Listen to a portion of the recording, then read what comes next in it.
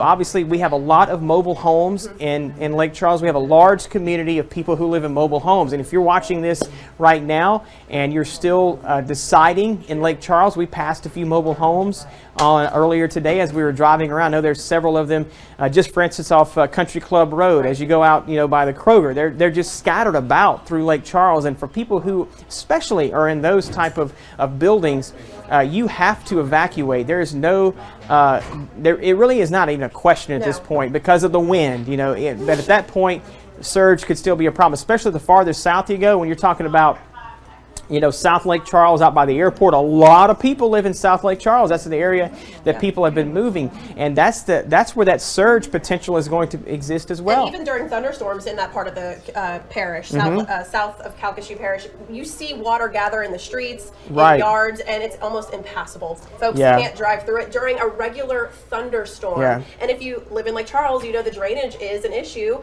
and just passing through Lake Street, for example, or Ryan Street, the water puddles so bad on those streets quickly too that you really can't navigate through the community. So imagine what a potential Cat 5 hurricane is going to do to the streets of Lake Charles. And that's a whole different kind of thing. That's water that's falling from the sky. That's rain. That's inland flooding, freshwater flooding. What this is going to be is a whole different animal with storm surge flooding. That's where the Gulf of Mexico pays you a visit, and that's what we're talking about here with the punch we could see with this storm surge moving inland, is that this is going to be the Gulf of Mexico coming into Cameron Parish, coming into Calcasieu Parish, and could potentially, make it into Lake Charles, I-10. And you can see right now, this is a high-resolution 3D satellite of the storm, and certainly right now you can see with that enhanced view, just the sheer strength that this storm is bringing with it.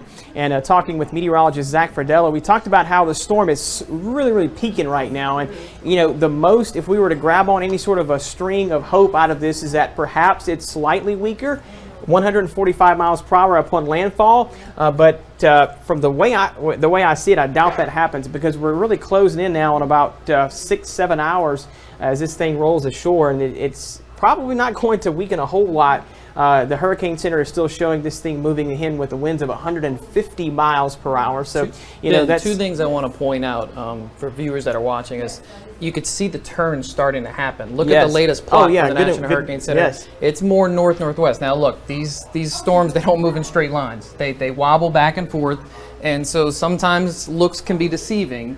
But it does look like we're starting to see that turn happen, where if it does move north-northwest from here on out, that's going to bring it right up Calcasieu Lake.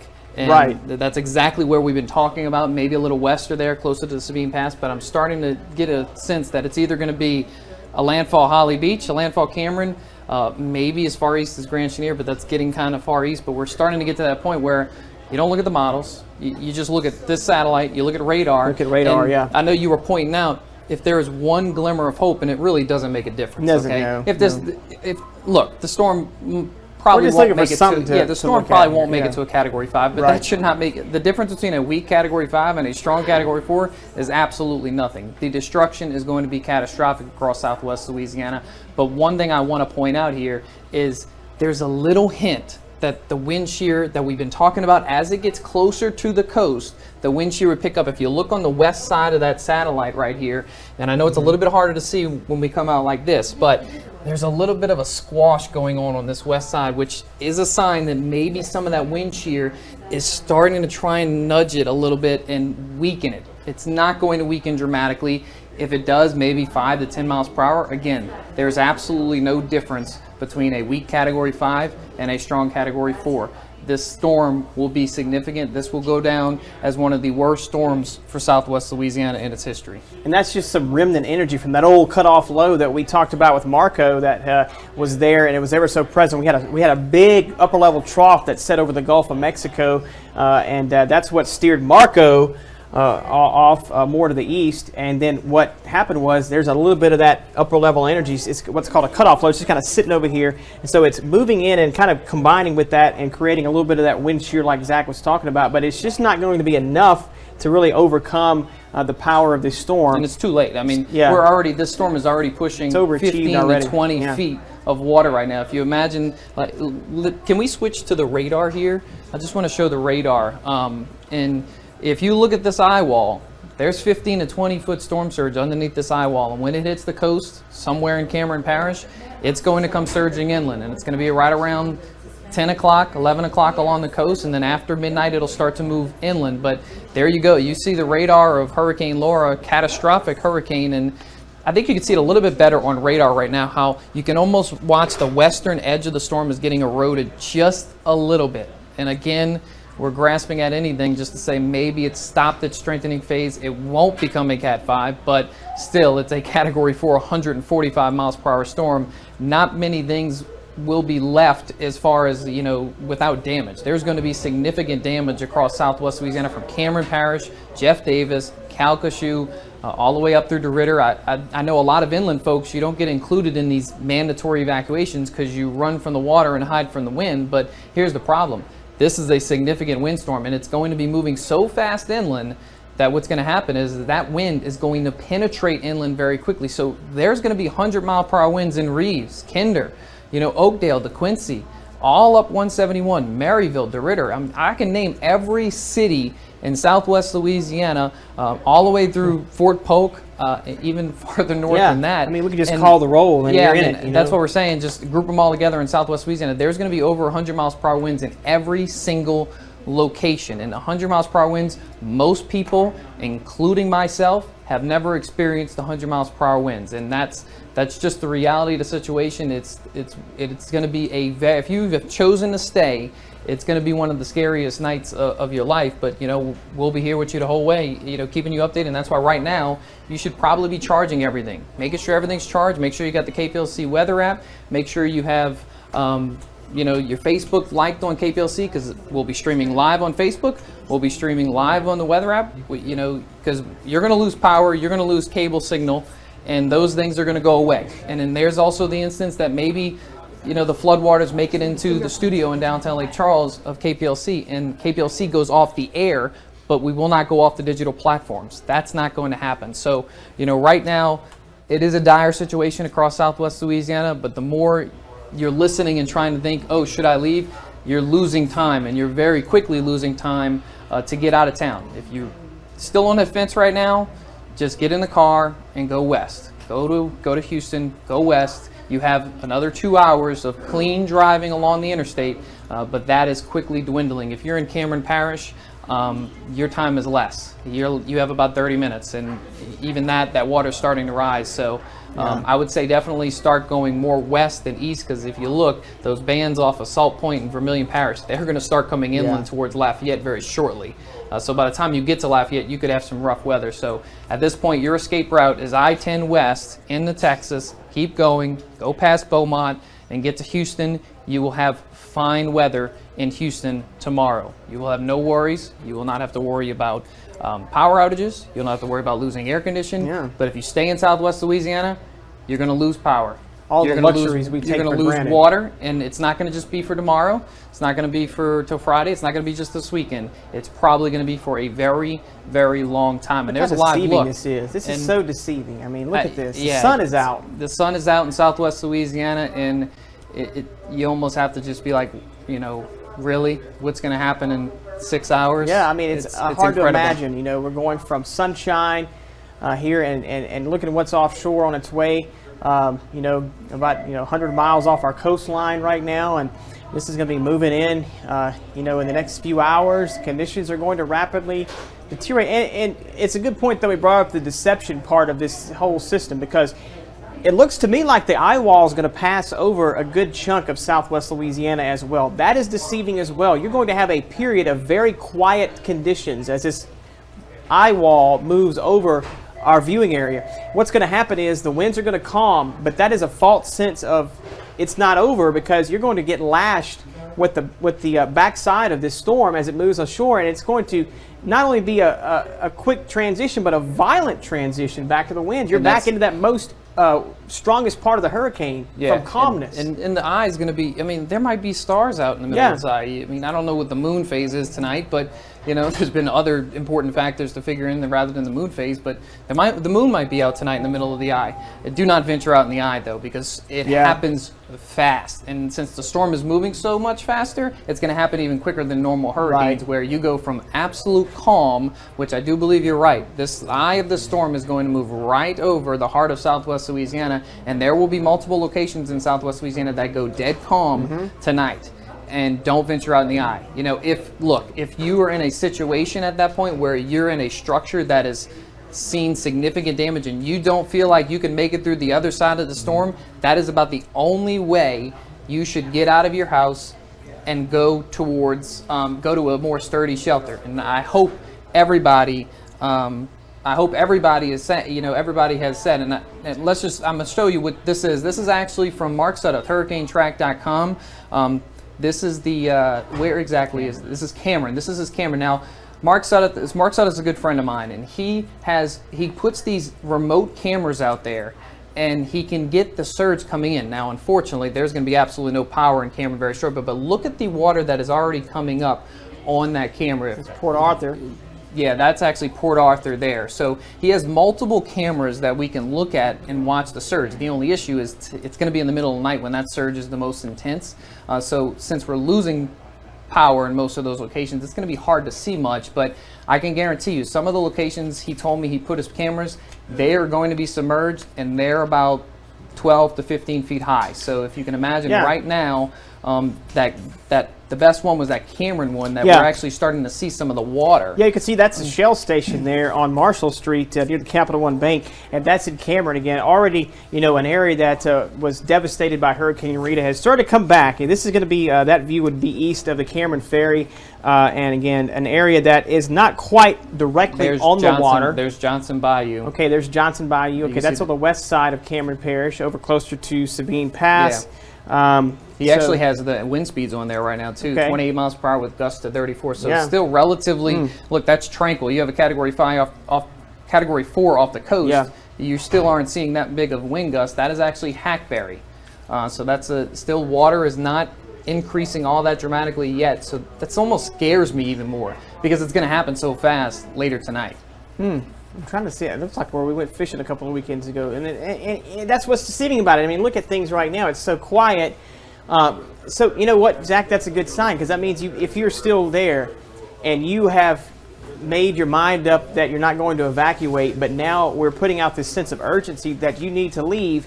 Get out right now. I mean, the good thing is we don't see any cars there on Highway 82, so that's a good sign. More than likely, the evacuation has been completed in Cameron Parish. You know, I don't want anybody to die in the storm. That's his camera on his. He has a camera in his car, and it looked like he's at.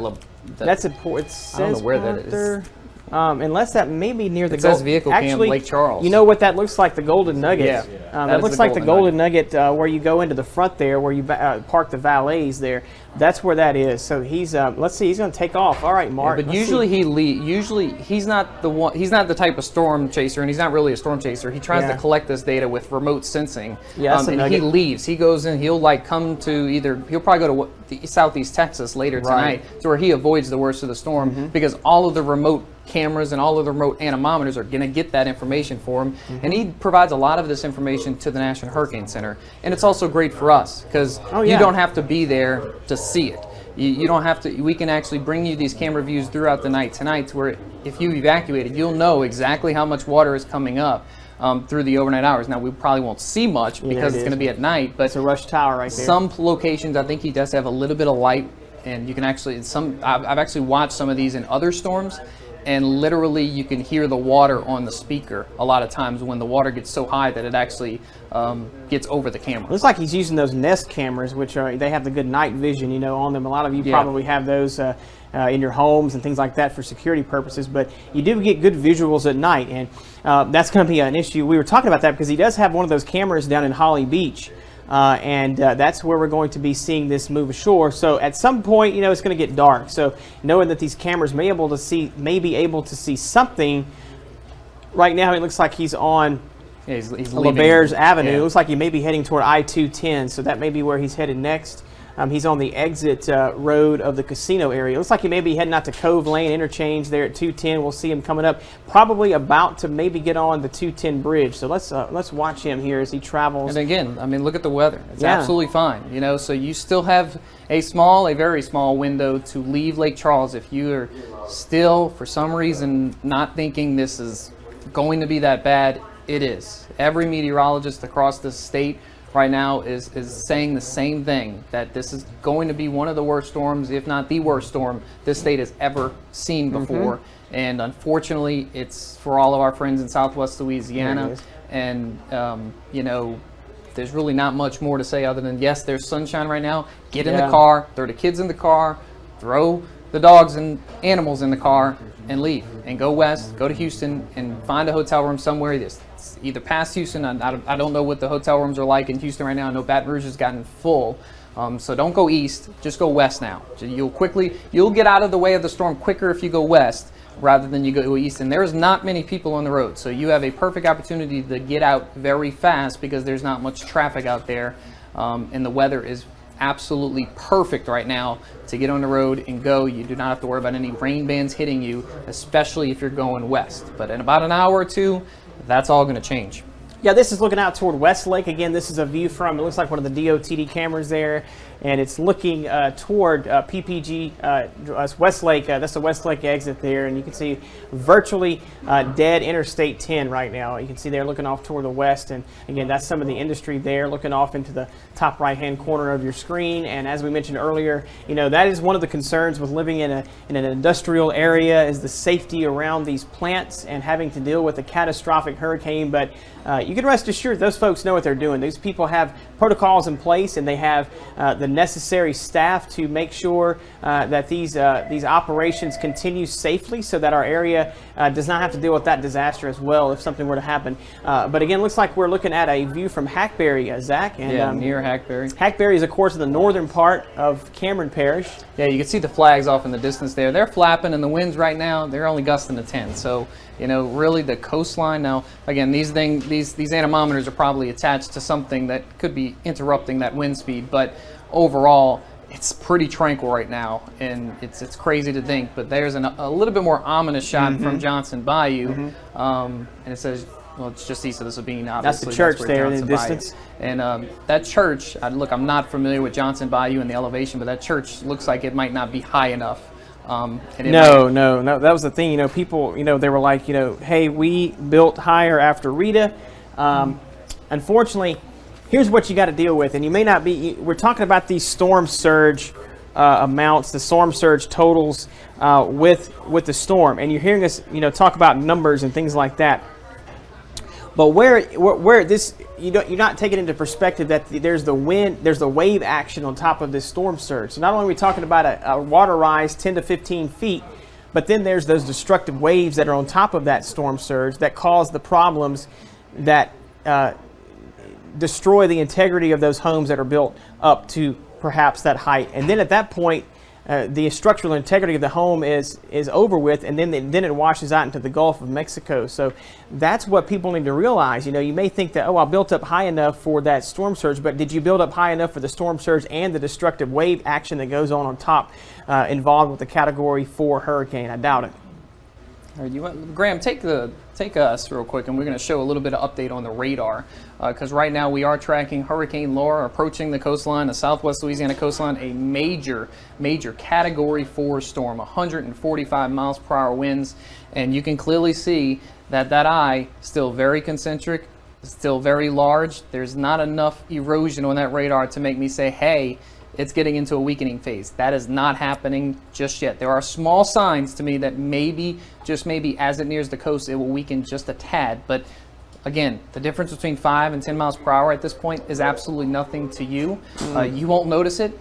Yes, it might not make it to Category 5 status, but that really doesn't matter at this point, because what's happening right now underneath that eye and in front of that eye, the wind's blowing so strong, and there's such a pressure drop inside that eye that the wall of water, which we call storm surge, is pushing towards the Louisiana coastline. And as soon as that eye wall makes it to the coast, the water is going to rise rapidly, very rapidly. And that is probably one of the biggest stories I hear from every hurricane I've followed. The water is going the water is fine, it's fine, and then it came up in seconds, and you don't even have time to react. So if you're one of those that are still watching us from one of those locations along the coastline, I would just say be prepared to get to an elevated floor of your home. And most of the coastline of Cameron Parish, they're stilted houses, but be prepared to get up very fast, and the potential to get through the roof if the water gets that high. If you're in Lake Charles, same story. The water could rise very quickly in Lake Charles, all in Calcasieu Parish. You also, if you're going to stay in your home, be prepared to get high very quickly as that storm moves in. And I hope all across Southwest Louisiana, if you are in a mobile home, now is your time to leave. You should not be in a mobile home right now and try and ride out this storm. Now, we have some photos from Mark Sutter with Hurricane Track. He's showing Cameron at 12:08 on the left, and then almost 4 hours later, 3:50 on the right. So look at that.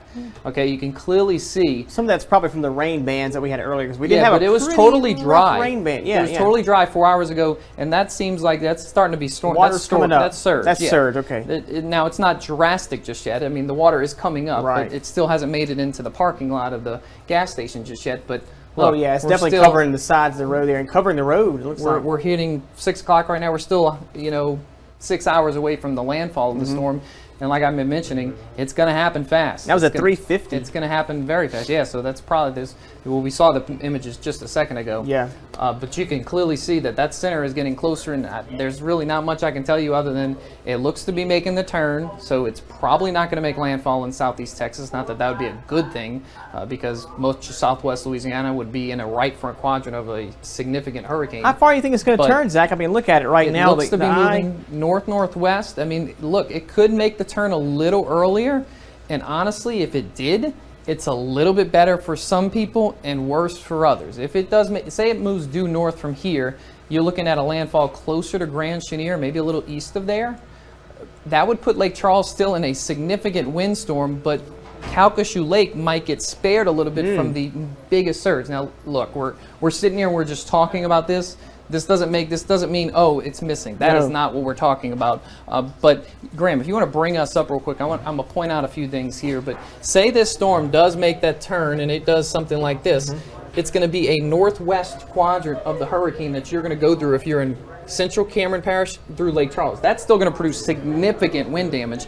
But this is what you want to avoid. That's going to be that strongest push of water. So if this eye goes just like that, that strongest push of water goes right up Calcasieu Lake. And that's what we've been concerned about. Yeah. And so if it does go a little east of there, it does help. But overall, again, we're trying to say anything at this point. To we're working with the turn right now. So the turn is going to be critical here. And, if you were looking at model data, what's stuff that we were looking at earlier, I was showing the HRRR model, and it was trying to, I think, definitely initialize the center a little bit more to the west of where it's located. So if it's making that turn right now, I don't think it's going to go a whole lot more to the west here. So, you take little things like this, little nuggets of hope when you start seeing that occur. But as Zach was saying, we're going to be seeing still the inner bands here of a major Category 4 hurricane move inland, and you're still going to, at some point, even if this thing does go just to the east, you're still going to be getting a turn in those winds eventually, so the surge is still going to be an issue, and even on the back side. If it does go a little bit more east, just east of Calcasieu Lake, the Mermentau River, that is going to get the full brunt of the storm surge, so that water is going to surge up the Mermentau. So we're talking southern Jeff Davis Parish. You're going to have significant issues anyway, but just trying to figure out exactly who sees the greatest impact or who sees the greatest surge from the storm. But either way, everybody in southwest Louisiana from I-10 south, you are going to be inundated by water, and it could be in some instances very significant water that you've never seen. This is going to rival Rita. I don't think Audrey's not a good storm to use since it was so long ago, but this will certainly rival Rita and probably surpass it in the terms of damage and in terms of certainly the surge from Rita will not be as great as this surge will be. Correct. All right, and just a reminder, it's almost 6 o'clock now. The curfew in Calcasieu Parish does start at 7 o'clock. So if you're going to be leaving your home to evacuate, Now is the time. We don't know why you're still hanging around in Calcasieu Parish, in Cameron Parish. Time to leave is now. Again, curfew begins in 1 hour. So pack up your belongings, get out of town. It's a life or death decision that you have to make at this point in time. And we've been talking earlier with Zach and I about the critical juncture that you have to make that last ditch effort to get out of areas. We already saw those pictures of even earlier this afternoon. Some of the surge is already coming up into Cameron Parish there at the 3 o'clock hour from those pictures that we had from Mark Suttoth's cameras. But, you still have time if you're in Lake Charles. I mean, we showed the sky cam eerily quiet with the sun out right now, and that is certainly deceiving. And we don't want you to think that we need to relax things. And I don't want to focus too much on this possibility of a turn at this point, because it still may go a little more east than some of the models are showing. But we're still going to be seeing very, very devastating impacts to our coastline, be it maybe more east of Calcasieu Lake, where this thing brings the right front quadrant, or if it does decide to wobble back to the left. That's the problem with these storms. As they get closer to land, they have a tendency to zigzag in slight 10, 15, 20-mile increments, and that could be a big difference in the storm surge, as we talked about. But we're not confident enough that that's going to be the case, that it continues on that turn and moves a little more to the east. So we got to still be taking this storm very seriously. Ben, I was reading some of the comments on the live feed right now, and we have folks who are watching from all over the country right now, some as far as Tennessee, and they're wondering, what's happening in their hometown. One person commented, they're from DeRidder, they're from Maryville. I know it's just impacting the coast right now, but what are they expecting right now in Beauregard Parish? Well, we talked about that earlier. This is actually just blocks from our studio. Is this live right now? So this is live in downtown Lake Charles. You're looking at the Capital One Tower there, Chase Bank there on the right, and you're coming up on the interchange here of where you would turn left to go on to I-10 there if you're coming away from downtown. There's the Wendy's there on the corner, and KPLC Studios a couple of blocks to the right. If you look to your left, you would see Lake Charles at this juncture. So it's hard to imagine the possibility of there being water 6 to maybe 9 feet covering this area that did not experience flooding during Rita. And that's the thing about it. People are trying to use that as a benchmark, and I still hear it all the time. I was talking to you about that this morning. Yeah. I mean, I hear it all the time that there's this mentality in Lake Charles that Rita was a worst case scenario, and that is not the case. We had a storm with Rita that was a Category 5. It was, on that list of storms of the strongest intensity in the Gulf of Mexico, the lowest pressure. There's things that will go down. But let's talk about Rita. It weakened as it was moving inland. It had already peaked in intensity as it was coming in 15 years ago, about a month from now, a month away to the 15-year anniversary of Rita. He's going into the Capital One Tower. In fact, I tried to park my car there earlier, and I was having some difficulties. I hope he gets in. But that is an area where you would have that wind protection. Now, if he gets up high enough, then obviously the surge won't be a problem. My car is currently parked in the Christus St. Patrick's Hospital garage. I'm up on about the 3rd floor of that. So. Yeah. But that's Mark Suttoth, and he's doing a fantastic job at giving us visuals. Yes, coming up at 6 o'clock, we're going to have Governor John Bell Edwards talking about this situation. So once we get that word that news conference begins, we're going to actually go to that. So if you guys can just give me some sort of cue as to when we need to pitch to that press conference with the governor, we will be joining that to get some information. But we're going to take the moments that we have with you to talk about this critical juncture that you have to still make that last-minute ditch effort to get out of Southwest Louisiana. Curfew begins at 7 o'clock in Calcasieu Parish and will last until 6 a.m. tomorrow. So keep that in mind. Curfew, 7 o'clock tonight. You got 1 hour and will last till 6 in the morning. That's right. And, if you're waiting until, maybe, because Zach and I talked about it, if you waited until 7 o'clock to leave, you still could technically get out safely. So, if you're just one of those people who is dead determined to wait to the last minute, I don't think somebody's going to pull you over if you hop onto I-10 at 7 o'clock and get out at Lake Charles. But that's really, it coincides with the curfew, but it also coincides with the critical juncture of the last moments that you're going to have to safely evacuate your family, your pets, your friends that may be waiting until that last minute. And there's a look at our South Lake Charles Skycam atop the Golden Nugget looking toward I-210 and the industries there toward the west. And you can still see how ominously, eerily quiet it is right now. And that's what is certainly a deceiving picture here, because this looks like what I show you in the mornings on sunrise, looking out at our South Lake Charles Skycam. Not much to see here at the moment, but here in just a matter of a few hours, that's all going to change. So, you know, here it is on the radar picture again, and you guys, you can tell me when the governor begins, and we'll toss to him. Looks like we're still waiting on that news conference at 6 o'clock. So you're saying these parishes like Beauregard Parish, Allen Parish, it's pretty quiet right now, right? Yes. So the impacts are going to be different. They're going to be substantial. We're not talking about a storm surge for you in Beauregard and Allen, Vernon parishes. We're talking about catastrophic winds that are going to take out your pine trees. More forested areas as you move up closer to the Kisatchie and those places that are heavily forested in the northern part of our viewing area. Those trees are going to cause power outages. Power lines are going to come down. Roads are going to become blocked. So you're looking at a whole different list of things, of reasons why you don't want to be in that area either. Now, you're not talking about life-threatening storm surge, obviously. You could have flash flooding. You could have issues with that, because we're talking about a 10 to 15 inch rainfall that we get with this storm outside of the surge itself. So you have the surge, you have the rainfall totals added to the top of that, which will obviously compound things for Lake Charles. We had a squall move through the station as we were leaving. We started to have some street flooding right outside of our building with the downpour. So consider that when you're already dealing with surge that pushes the water from being able to drain from our drainage systems. Because if you think about it, we have a gravity drainage system in Lake Charles. We hear about it all the time. We have problems with flooding because of how our network is set up. It's antiquated. I know they're doing a lot of work on it with the mayor. They put a lot of effort, you know, into bettering our drainage situation in Lake Charles. We talked about this earlier, you know, with just a normal thunderstorm and a normal day in Lake Charles, the streets flood. We've seen that. You can't even pass through some neighborhoods in Lake Charles because of the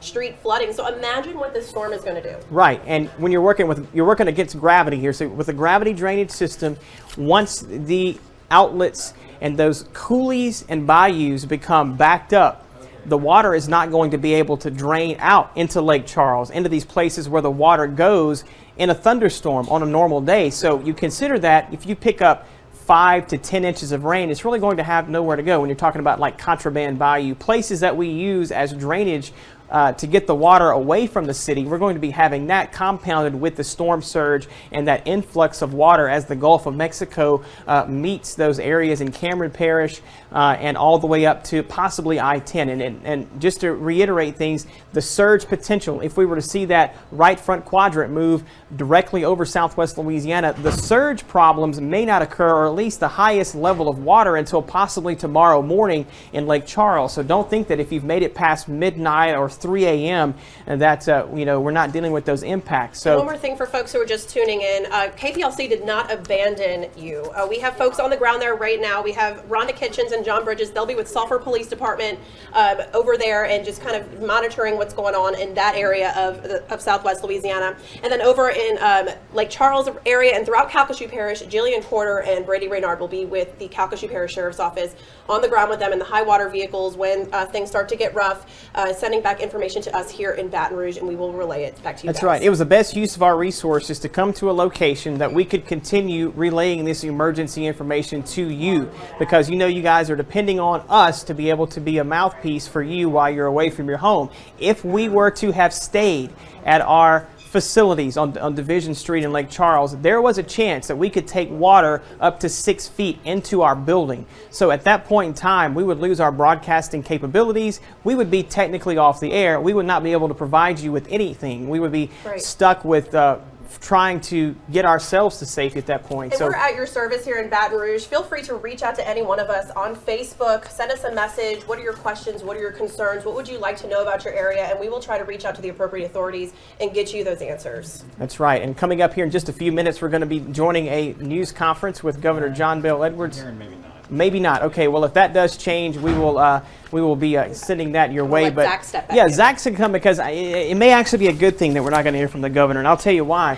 We need this time to reinforce that we are now less than an hour away from a curfew. Now, I know Olivia was harping on that a lot, but you know, if you get out of Lake Charles onto the interstate, they're not going to stop you from evacuating. No. You could still get out of Lake Charles maybe a little after 7 o'clock, but the time is ticking, you know, quickly to make that decision. I think the curfew is just sort of an estimated time for, okay, we don't want people on the roads after this, but if you're getting on the interstate to get out of town, they're not going to stop you. You need to go. You know, there's no reason for you to stay at this point. You need to just go. And I keep looking at this radar, and there's not much to say other than this is going to impact Southwest Louisiana as a significant storm. It's going to be the most significant storm we could have seen in our lifetime, especially in South. I mean, everybody compares things to Rita. Remember, Rita was in 2005. It came right after Katrina in Southeast Louisiana.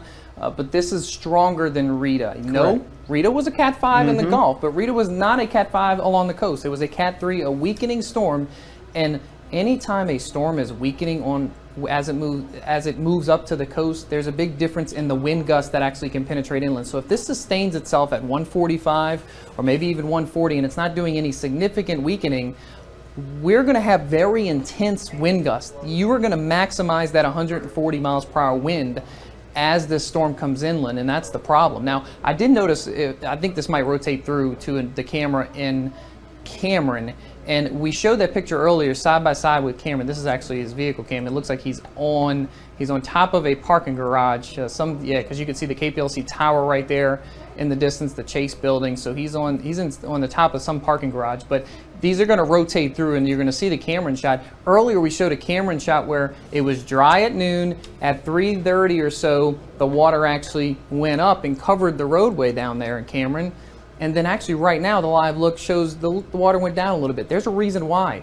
We're at low tide right now. So the water did go down. Even though the surge is continuing to build along the coast, we're going in a lot low tide. I've checked all of the tides, and unfortunately for tonight, every high tide at every location coincides with the storm actually hitting land. So Cameron, the Calcasieu Pass, the Sabine Pass, Mermentau River, where it empties out into the Gulf of Mexico, all of those high tide times are right in the middle of the night.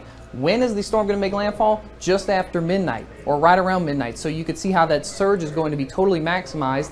And then Lake Charles is actually 6:05 tomorrow morning. That's when the high tide will hit Lake Charles.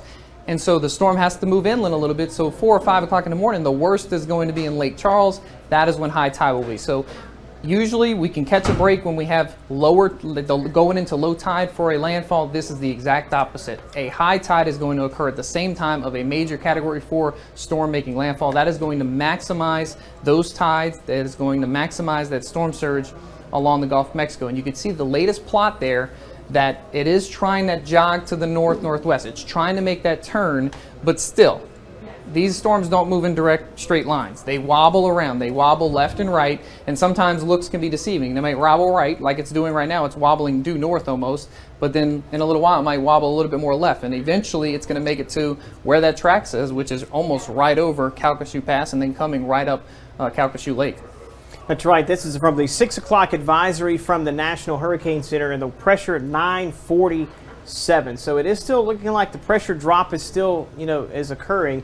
Maybe so not we're quite actually as getting rapidly. Updates every hours, I guess. Yeah. Yes, since usually we get 4 o'clock and then a 7 o'clock, but when a hurricane is making landfall, we get them every hour, and that's going to be something to watch. Pressure 947 hasn't moved. It hasn't gone any lower, and the winds are 145. So maybe that deepening phase we saw throughout the last night and today has stopped. It's peaked. And we could get a very little bit of weekend, but it is not going to change your impacts. This is going to be a catastrophic storm for all of Southwest Louisiana. Yeah, it looks like it's going to probably come ashore between 145 and maybe 150 mile per hour winds, which is going to keep it a 4, but as we mentioned, you don't need but a few more miles per hour to make this a Category 5, and it's certainly not going to get much weaker if it does come down than it is right now. It's moving northwest about 15 miles per hour, so if you do the math, we're still looking at a landfall sometime closer to midnight, maybe a little after, but those impacts are going to be felt well before midnight. We're talking, in the next few hours, we're going to be talking about some big differences in how the weather is going to be for Lake Charles. And I think Zach's going to probably flip it back over to another view here. And again, that's the projected, okay, let's talk about the radar, because we are beginning to see some of the rain move into the coastal areas. You can see Cameron, but not only are we dealing with some rain, but very likely that we're already seeing that surge increase as well with this particular section of the storm moving inland. We showed you just how much that water had come up with the 3 o'clock view from Cameron over on Marshall Street there near the Shell station. And ignore that tornado warning. That is actually north of Baton Rouge. That's but for Baton You know, Rouge, we're using some of their graphics so it detects the Baton Rouge market rather than Southwest Louisiana. And I tried to get it off, but that's okay. I couldn't. But you can see we do not have any tornado warnings in Southwest Louisiana, so you have nothing to worry about. I think a tornado warning is the least of our problem right now anyway. As the storm continues to move to the north, and you can see it's showing those signs that it's making that turn. It's certainly lost its due northwest motion, and it's moving more northwest. So we are going to see, we have about 6 hours or so, I think, till we get to landfall somewhere in Cameron Parish. There's no changes in that. It's going to impact Cameron Parish first, and I think all of Cameron Parish will be inundated with multiple feet of water. Yeah, no doubt about it. I mean, we were looking at that. We were trying to, do the math to see if maybe the angle of approach here would put the center of this storm maybe a little more to the east of Calcasieu Lake and Cameron. We'll have to wait and see, but those impacts, regardless, are going to be catastrophic, regardless of what last-minute wobble we could get from this before it does make landfall. So try and go to the HER and show you how it plays out. Yeah, we're gonna pull up one of our computer models here, and in the meantime, do we have anything new from Mark over on the View? I know they're out right now trying to reposition some cameras before conditions just become impossible really for them to be doing that, and they're going to be safely doing that. We're going to, I think, send you over to our Westlake Skycam. This is atop the Isle of Capri there. Again, traffic is light. This is looking toward the east. And you're looking at the Yacht Club there. You're looking at the I-10 North Beach. Again, this is Lake Charles, which is essentially part of the Gulf of Mexico. All of this water and surge that we've been talking about is going to continue to build as we head through this evening. And obviously, this is going to be a whole lot worse than we are seeing right now. I've seen instances before where that entire area is basically submerged at one point. For instance, Tropical Storm Cindy. That was a tropical storm, and we had total inundation there of the Yacht Club of that area that you're looking at toward the center of your screen. So I can only imagine what this, unfortunately, it's going to be nighttime, and this particular camera, our Skycam, does not do well with night vision. Yeah. I remember some of my times when I was in Southwest Louisiana, that view, even during the winter when we had a strong southerly flow ahead of a big cold front, that would inundate that. Now you're going to have 140 miles per hour winds moving up the Calcasieu Channel. You can see how that's really going to be inundated water. And you made a good point earlier. We could very well have water well across I-10 in Lake Charles. And it's multiple feet of water. And you can see Cameron in the top right corner of your screen right there. And you can actually see the water has gone down a little bit just because, remember, we're into low tide. So that's why it declined. But tonight, just after midnight, high tide is just after midnight, going to coincide with a major hurricane making landfall, so that storm surge is going to be maximized right there at Calcasieu Pass, into Calcasieu Lake, and all the way up through Lake Charles. And remember, Lake Charles goes all the way up through the Calcasieu River to the north. So if you live along the lake to the north, you could have significant water rises as the storm moves inland. Now here's the HER, and it's actually, this is a new data set because it's slowed down a little bit. You see it, this is, earlier we showed this, and by midnight, the storm was already inland a little bit. It was already making landfall. Now it's showing at midnight tonight, the storm is still not to the coast. So the eye wall still, technically the worst of the weather is still offshore. Okay, so let's put that in motion. Press that into motion real quick. And you can see we're going to progress through about 5 a.m. in the morning, and you can see how the storm moves right over Cameron Parish, and then, like we've been saying, the heart of Southwest Louisiana is going to take a direct hit. The heart of Southwest Louisiana is also going to get into the eye of this storm. Do not venture out in the eye. If you're one of those individuals that have stayed behind, the eye is going to come right after the worst of the weather, and it's going to go totally calm if you're in that eye. So places from Lake Charles to Vinton, Sulphur, farther north to DeQuincy, eventually the actual eye will come over you, and it will go totally calm after some of the worst weather, but you see that backside, that's also the eye wall as well. And when you get that backside, the wind direction changes 180 degrees. And so it comes from the total opposite direction. Here's the good news. This storm is moving fast. By 10 a.m. tomorrow, most of the weather moving into central Louisiana. Now our friends in Vernon, Beauregard parishes, it's gonna take a little bit longer for you to get rid of the weather. But by 10 to noon tomorrow, there probably will be sunshine breaking out across southwest Louisiana. Now, there still will be a breeze blowing, but unfortunately, I think there's going to be a lot of damage left behind that you will see. And some areas of this southwestern Louisiana corner of the state could be unrecognizable, unfortunately. High tide's coming up around 6 o'clock, like you mentioned, tomorrow morning for Lake Charles. And again, that may be also the time we're coinciding with some wind shifts, and also when we could be seeing the peak surge in Lake Charles. This may not occur until 6, 7 o'clock in the morning. So, this is going to be a prolonged event. You're going to deal first off with the impacts from the heavy rain and the winds associated with the storm. And then as it makes its inland push, even as you go through the eye wall and things calm and then you get lashed by the backside, after that is when we may actually see that surge amplified into Lake Charles. And that may not occur until maybe 6 or 7 o'clock tomorrow morning. We talked about how, 6:05 tomorrow morning, back her up one little notch. Let's back it up a little bit to where we get to about 6 o'clock in the morning, right there. Okay, so there you could see, look at Lake Charles. You might be in the eye around 6 o'clock tomorrow morning. That's also high tide. But in 15 to 30 minutes, about 6:30 to 6:45, that eye is going to move north, and you're going to get a due west wind. So you have high tide, you have storm surge on top of the high tide, and then you have a west wind that's going to blow from West Lake across Lake Charles into downtown Lake Charles. So everybody that lives in Lake Charles, the water is going to just slosh with that west wind right into the city, and that's probably a worst case scenario as far as maximizing that storm surge. Yep. And I mentioned this earlier, what makes particularly concerning problems with southwest Louisiana's coastline is that we are actually one of the most vulnerable portions of the Gulf of Mexico to storm surge. And it's all about the lay of the land, how our slope of the coastline coincides with a very shallow slope. So when you have a storm of this magnitude coming ashore, it just makes the whole situation even more compounded when it comes to the surge, because we're already a very vulnerable area to storm surge flooding, even on what is a weaker system. And we've seen storm surge flooding in systems before from tropical storms and things like that have caused storm surge, like Tropical Storm Cindy, for instance. It caused a pretty good storm surge. And so this type of a system coming into our particular coastline is going to be even more severe because of that. That's Galveston right there. So just showing you the waves, and we haven't even talked about the waves. You have storm surge, which is water on above ground level. Okay, basically it's the water rise, and then you have waves because you have 130, 140 miles per hour winds that are going to push those waves. I was seeing earlier on some of the buoys, 37, 40-foot waves offshore. Now those waves are not going to make it all the way to the coast because we have a shallow shelf, but you have stirring things up. Yeah, you have a lot of wind energy on top of a high surge. You're going to get big waves, and they're going to be, even in Lake Charles where the water is going to be so high, you're going to get big waves crossing the lake as we go into later tonight when the storm surge actually increases. And there's that radar, and again, ignore that tornado warning. That is for the Baton Rouge metro area that is far off to the east. But right now, if you're in eastern Cameron Parish, right along the coast, Cameron, Grand Chenier, all the way to off to the west, closer to the Sabine Pass, the weather is about to deteriorate quick.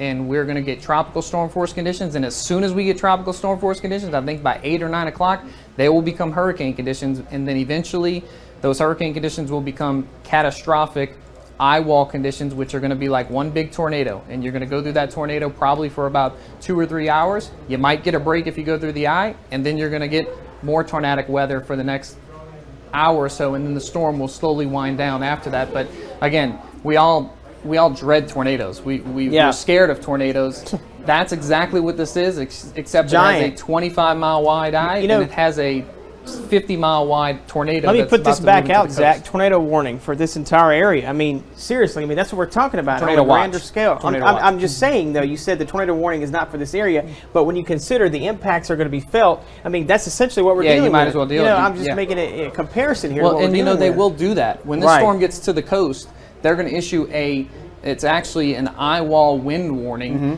where it's basically a glorified tornado warning, where they're going to say in that warning, this is going to be like catastrophic winds of 140 miles per hour. And they're going to issue that when that eye wall, you see the eye wall, the worst part of the storm right around the eye, when that gets to the coastline, you're going to see the fact that they're going to issue one of those eye wall wind warnings. And it's a scary warning because it has some detailed information in there that shows some significant wind impacts, but And we're not even talking about the surge, we're just talking about the wind. That's right. And our friends at the National Weather Service have taken this storm very seriously as well. They've actually evacuated their office, the National Weather Service office in Lake Charles, which is located now near the Lake Charles Regional Airport, an area that likely will see quite a bit of storm surge flooding. So all of the warning data we're getting and backup are coming from neighboring offices in Texas. The radar system that we have is still operating there at the airport at this moment. Of course, all that's going to weigh on conditions and how they deteriorate, but we're still getting radar data from the Lake Charles Regional Radar,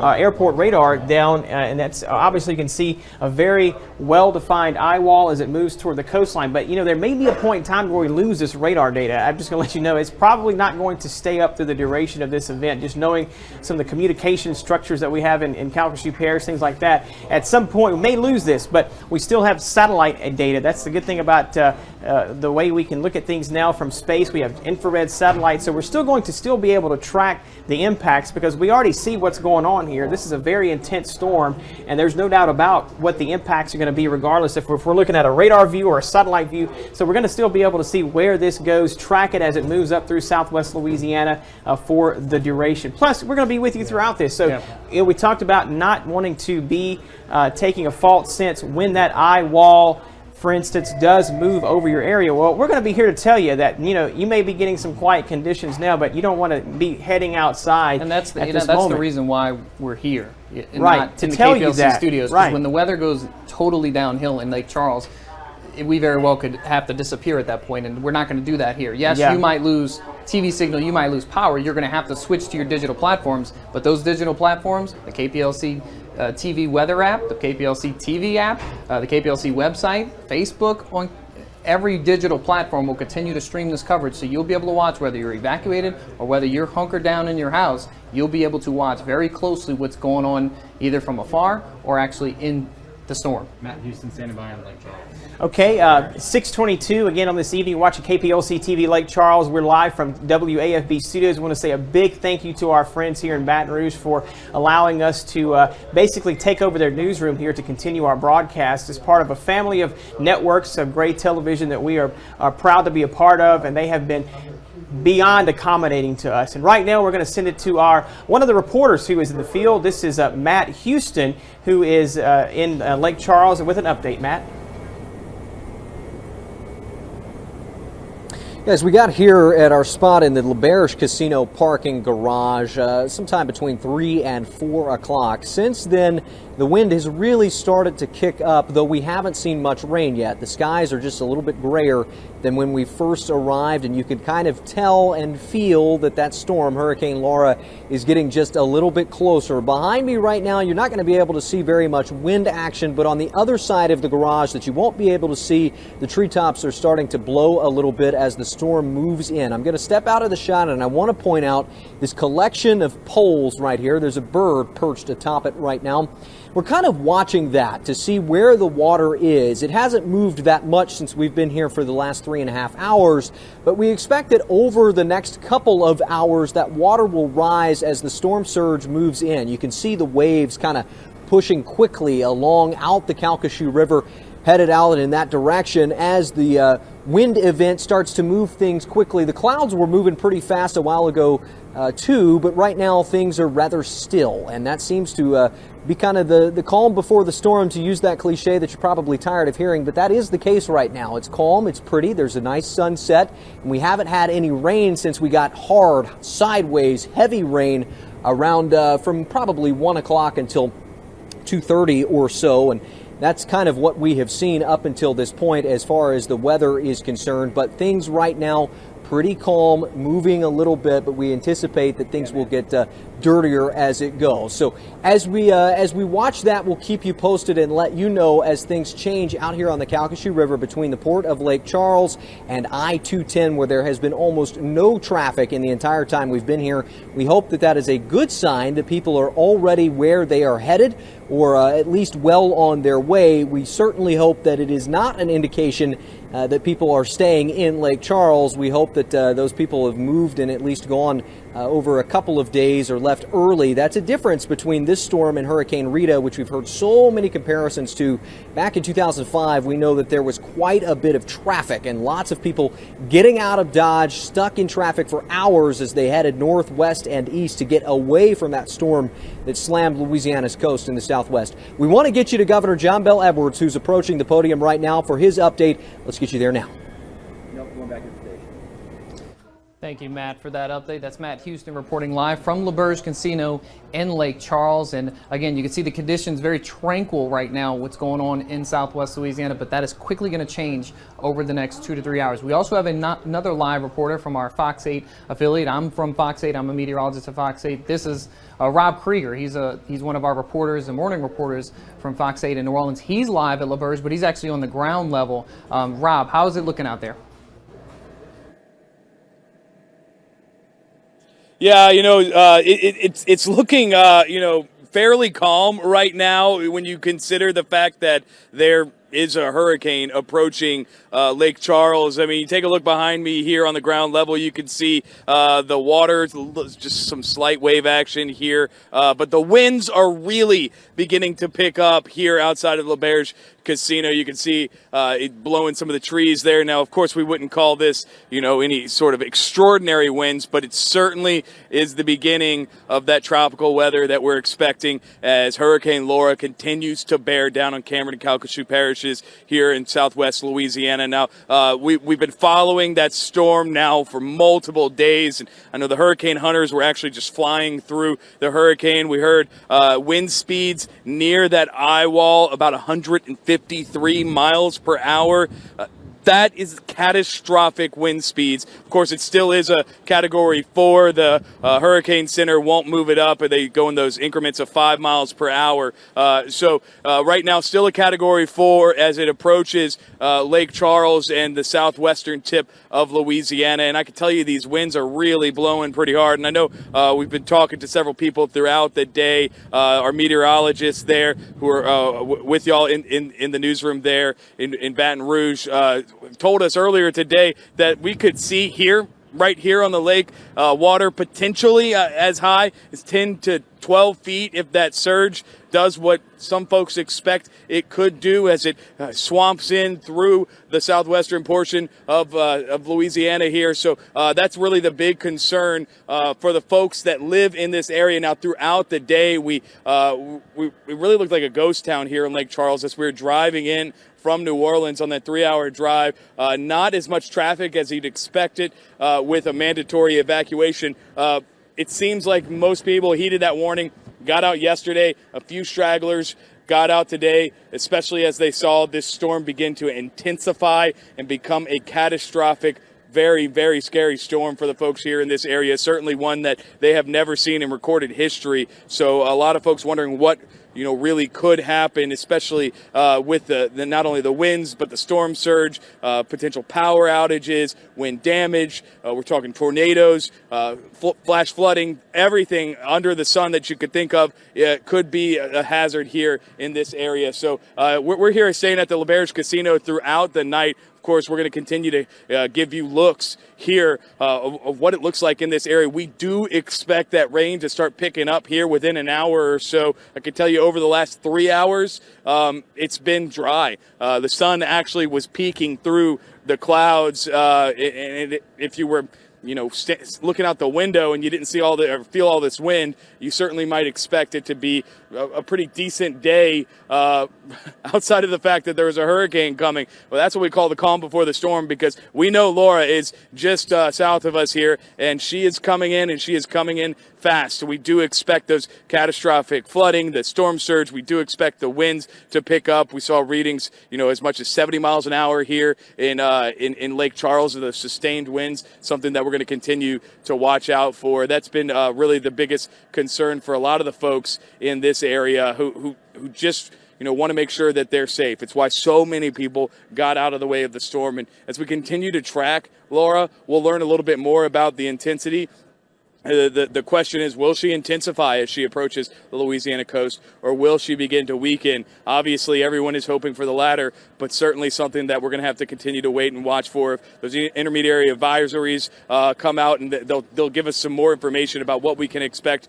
from Laura. And, of course, that 10 o'clock advisory should give us really that last big reading before that expected impact between 1 a.m., 2 a.m. this morning is when we expect it. But, when that landfall happens, that's the eye, that means a big portion of the storm is well over Louisiana already. So when you hear 1 a.m., that doesn't mean, hey, that's the time to leave. You should have been out a long time ago at this point. And you can see these winds are really beginning to pick it up. Here at L'Auberge Casino, they have batten down the hatches, as you would say. If you're familiar with the area, there's a lazy river and a pool over to the side. You can't see it from this shot here, but the workers here have taken all of the pool furniture and thrown it into the lazy river. They've thrown it into the pool to protect it from flying away. We'll see what happens if water does come over, if it starts floating away or whatnot. But all along this area, everything has been secured. Picnic tables have been chained down to fences in this area. They've moved all of the limos and golf carts and what have you from the casino property into the parking structure. Let's spin around right here. We'll give you just a look of L'Auberge Casino here and how they prepared. Just a single boat that's still lashed up here at that dockside outside of the casino there, but that parking structure, that's where you've seen Matt Houston earlier doing his live shots in that area. But in that parking structure, you can see how high up it is. That's where crews have placed out several of their vehicles, the casino's vehicles, even those limos, like I said, are in that parking garage right now so that they can hopefully avoid any potential surge. But where we stand right now on the beach, this is where we do expect to see potentially some surge here later on this evening. When that happens, exactly, really hard to tell at this point. It could happen as that eye comes in and continues to push in. But, it's not just this area that we're concerned about. All through the western portion of Louisiana, up through Alexandria, you've seen that track. You've seen the path of the storm. We've been showing it to you over and over. Everyone in that area, in that cone that's going through Louisiana, should be bracing for potential impacts, not only in that cone, but on the outsides of that cone. Because, as we know, the cone tells you where the eye is going to be. In this storm, well, it is large right now, and so it could expand those impacts, potential power outages all through Louisiana. That's something we're bracing for. Flash flooding, street flooding. You need to be prepared for this, even if you're not in these lower southwest parishes of Louisiana. It is something that you need to be ready to either get out of the way now or be prepared safely to ride this out. I know here at L'Auberge Casino, where we will be riding it out throughout the storm, we have several contingency plans in place in case something happens. But of course, we're going to continue to watch and monitor the situation out here as we expect Hurricane Laura, a catastrophic storm, one that the southwest coast of Louisiana has never seen before, is just hours away from impacting the coast of Louisiana. It's going to do it for us out here. Reporting live in Lake Charles, I'm Rob Krieger. Rob Krieger reporting live. You can see he's actually on the beach at L'Auberge, and where he's standing right now, in about 6 to 7, 8 hours during the middle of the night, that will be underwater, and he will be underwater, so obviously he's going to get to higher ground in the L'Auberge Casino. But that was Rob Krieger from our Fox affiliate, WVUE in New Orleans, reporting live there. I just want to give you a quick weather update, and we might have some more interviews to talk about in a second, but here's the latest radar. You can see the eye wall of Hurricane Laura still very much intact. It is not really weakening all that much, but one thing I want to point out right now, Ben, is there's the eye. Seems to still be, it's wobbled north, but now it looks to be maybe wobbling again back west just a little bit. Now, go a little bit north, because we've talked about, okay, you had 1 to 2 hours if you were in Lake Charles, places along I-10 from Jeff Davis Parish to Calcasieu Parish. You had about 1 to 2 more hours before the weather really got bad. Well, here comes those bands, and this one doesn't look like a very intense band, but this is going to be the start of those tropical storm force conditions. It looks like light to moderate rain, but one thing about tropical rainfall, the raindrops are very small, and it pours even though the radar is not detecting very heavy squally weather. This is going to come with 40 to 50 miles per hour winds advancing on Lake Arthur. Cameron, you're probably already starting to feel some of that. So in the next hour, your time to leave is over with. If you are in Lake Charles and you are in portions that are under mandatory evacuations, you need to go now. If you're going to make that decision, there's no longer a chance to make that decision in an hour. There's no longer a chance to make that decision in 30 minutes. You need to leave right now, because this is the start of the tropical storm force conditions. And once they start, you do not want to be on the roadways, because things are going to get treacherous. Even when we drove over here earlier, we were not in tropical storm force conditions, but we got one rain band where we could not see 10 feet in front of the car. So in all reality, your chances for leaving are about the next 30 minutes. After that, it's over with. You're going to have to stay in your house. Don't try to leave your house during the middle of a storm. That is the worst thing you could possibly do. So that is something we need all folks that are still out there, that are still in these positions where they have mandatory evacuations. Your time is now down to the last few minutes. That's right. We did get word that Allen Parish has a dusk curfew, so that is what we're going to be dealing with there. What this is looking at the radar. This is reflectivity. What this does not show, though, is the water rise that's going on here as well. You know, we can look at those camera views that we see out there. This is what's going on in the atmosphere, but this doesn't show. Graham, do we still have the hurricane track camera views, Graham?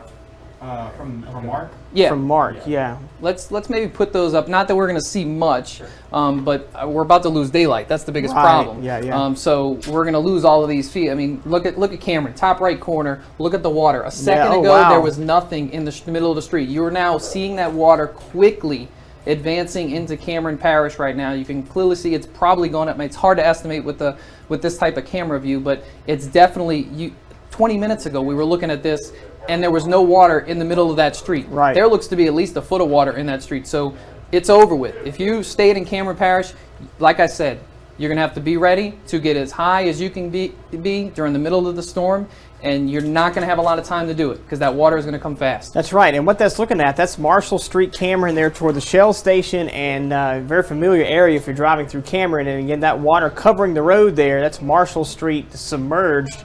And that is only going to get worse. That's just the beginning of some of this water rise that will be dealt with as Hurricane Laura continues to move closer and closer to the coastline here in southwest Louisiana. Of course, these are several different camera views that Mark has of areas that we have.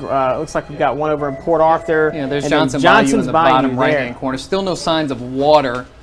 I was looking but that might be a higher point right there where that church is. Yeah, I don't know exactly where that church is in Johnson Bayou. But again, Johnson Bayou is a little bit farther off to the east, so it's a little bit it's a little bit farther off to the west. Excuse me. It's a little bit closer to the Sabine Pass, so they're a little bit farther away from the center of the storm than Cameron. So that is one location that might take a little bit longer to actually get that water inundation going. Graham, let's come back to the radar just for a second, and I could show you how the reason why that water is advancing on the Cameron coastline right now. That's those tropical storm force conditions, and they're pushing that water very fast into the Cameron coastline. And I would say in about an hour, here's the hurricane conditions right here. You can almost see it because you're getting closer and closer to that center, which here's the devastation. Yeah. In this northern eye wall, this is where you're going to get 140 miles per hour winds. Some gusts could be even higher. And then you're going to get that push of water that could be in upwards of 20 feet high. That's right, and that's what this radar view doesn't show, but that's what's going on underneath all of this reflectivity, basically, is what we're seeing here. So, and that is what you have to be prepared for. That is what is going to be the killer out of the storm. Is going to be the storm surge flooding that we see as this storm pushes its way closer to southwest Louisiana's coastline. So I believe we have we're going to, in a second, we're going to be joined here, I believe, with Sheriff Tony Mancuso. Olivia? Yeah, I have Tony Mancuso, Calcasieu Parish Sheriff, on the phone with me right now. Tony, hey, thanks for speaking with us this afternoon. How are things going in Calcasieu Parish right now? Right now, things are pretty calm, believe it or not. Winds are not what we expected yet, but we have been following the news and watching y'all, and we do understand that it's just a matter of, probably the next 30, 45 minutes, they should pick up significantly. So we're just waiting and kind of just seeing what happens now. This is kind of the point where we're getting close to that moment where we're just going to have to sit back and let Mother Nature do what it's going to do, and then head out in the morning and see what we can do to pick up the pieces. Now, I know this morning you were kind of talking about how concerned you are with people not evacuating the area. Is that still a concern at this hour? I think we're in much better shape now. I do think that a lot more people got out, which is what we were hoping for. But I don't think. I do think there's still some people here that we wish, obviously would have left, but they're calling in now and wanting to leave, and they're kind of, there's no way they can get out now. There's no more evacuation plan for anybody that doesn't have their own means to get out. So we're taking those names and numbers, and we'll check on them when the storm passes. That's the best we can do now at that point. That's what I said when I made the comment. It breaks our heart. That's what our job is to protect them. And there gets to a point where your services are just limited at that point. Sheriff, hey, it's Ben. What are you hearing about camera repairs? I know you guys are in connection with the camera repairs, Sheriff's Office. Does it appear to you, what you can tell, most people in camera repairs have gotten out? Have you heard about any people that have said that they are not going to evacuate in Cameron? I have not. I have not spoken to the sheriff in the last probably, eight or so hours. Okay. We have been in contact, and he did say people were leaving. He did not mention to me that there was people that were not getting out. So I really don't know that I know the answer to that. But I would hope they would have. They of all people for sure, are in the greatest danger at this point. Well, let's talk about the upcoming curfew at 7 p.m. What would you like folks in the Calcasieu Parish area know about that? Well, we have taken a stance of a zero tolerance as far as people wandering and sightseeing and looking, and it's different if they have a specific job that they have to do. If they're a hospital worker, a plant worker, somebody in our industries, or emergency, personnel that have to get out. But we're going to have to make sure that they understand that they are. At risk of getting a ticket or going to jail. Right. It just depends on the circumstances. So, well, let's talk about your crew. You guys are prepared. You've got high water vehicles and things of that nature ready to be deployed. We do. We have our high water vehicles. We have 8 high water vehicles placed all across the parish. We have Jefferson Parish Sheriff's Office will be here in the morning. And I say in the morning, as soon as they can get here, as soon as it's safe for them to get here. So we'll have National Guard men and women that we've asked for, requested. So we're going to make sure that we do everything we can to get to people tomorrow as soon as possible, as soon as we can, as soon as it's safe for us to do that, and safely, roam around the parish. If people remember, the problem is going to be down power lines, down trees, debris in the roadways, and that just takes time. And that's, when we say, it's going to take time to get to you, it's not that we don't want to get to you, it's we have to be able to physically maneuver our equipment safely around. So sometimes that's just very difficult. It's very challenging. So now, Sheriff, I'm going to have you take off your sheriff's badge for a second. How are you feeling in this moment with the storm approaching landfall? How are you feeling? Well, I got a lot of emotion. My family's away from me, and I'm concerned about them. They're safe. Of course, they're worried about me, and that concerns me, as any father would or parent would. But I'm fine. I mean, I have a lot of men and women that count on me. I have a community that counts on me, and it is concerning. You want to make sure we made all the right decisions. But I'm confident that we have the men and women at the sheriff's office that know exactly what to do. They have all the equipment and the technology to do their job, and I'm confident that we're going to be able to stand up tomorrow and do what we were paid to do. I guess the only thing that weighs heavy on me is when you make a statement to people, hey, look, if you don't get out, we're not going to be able to get to you. It weighs heavy on your heart. So we're anxious, just like anybody else.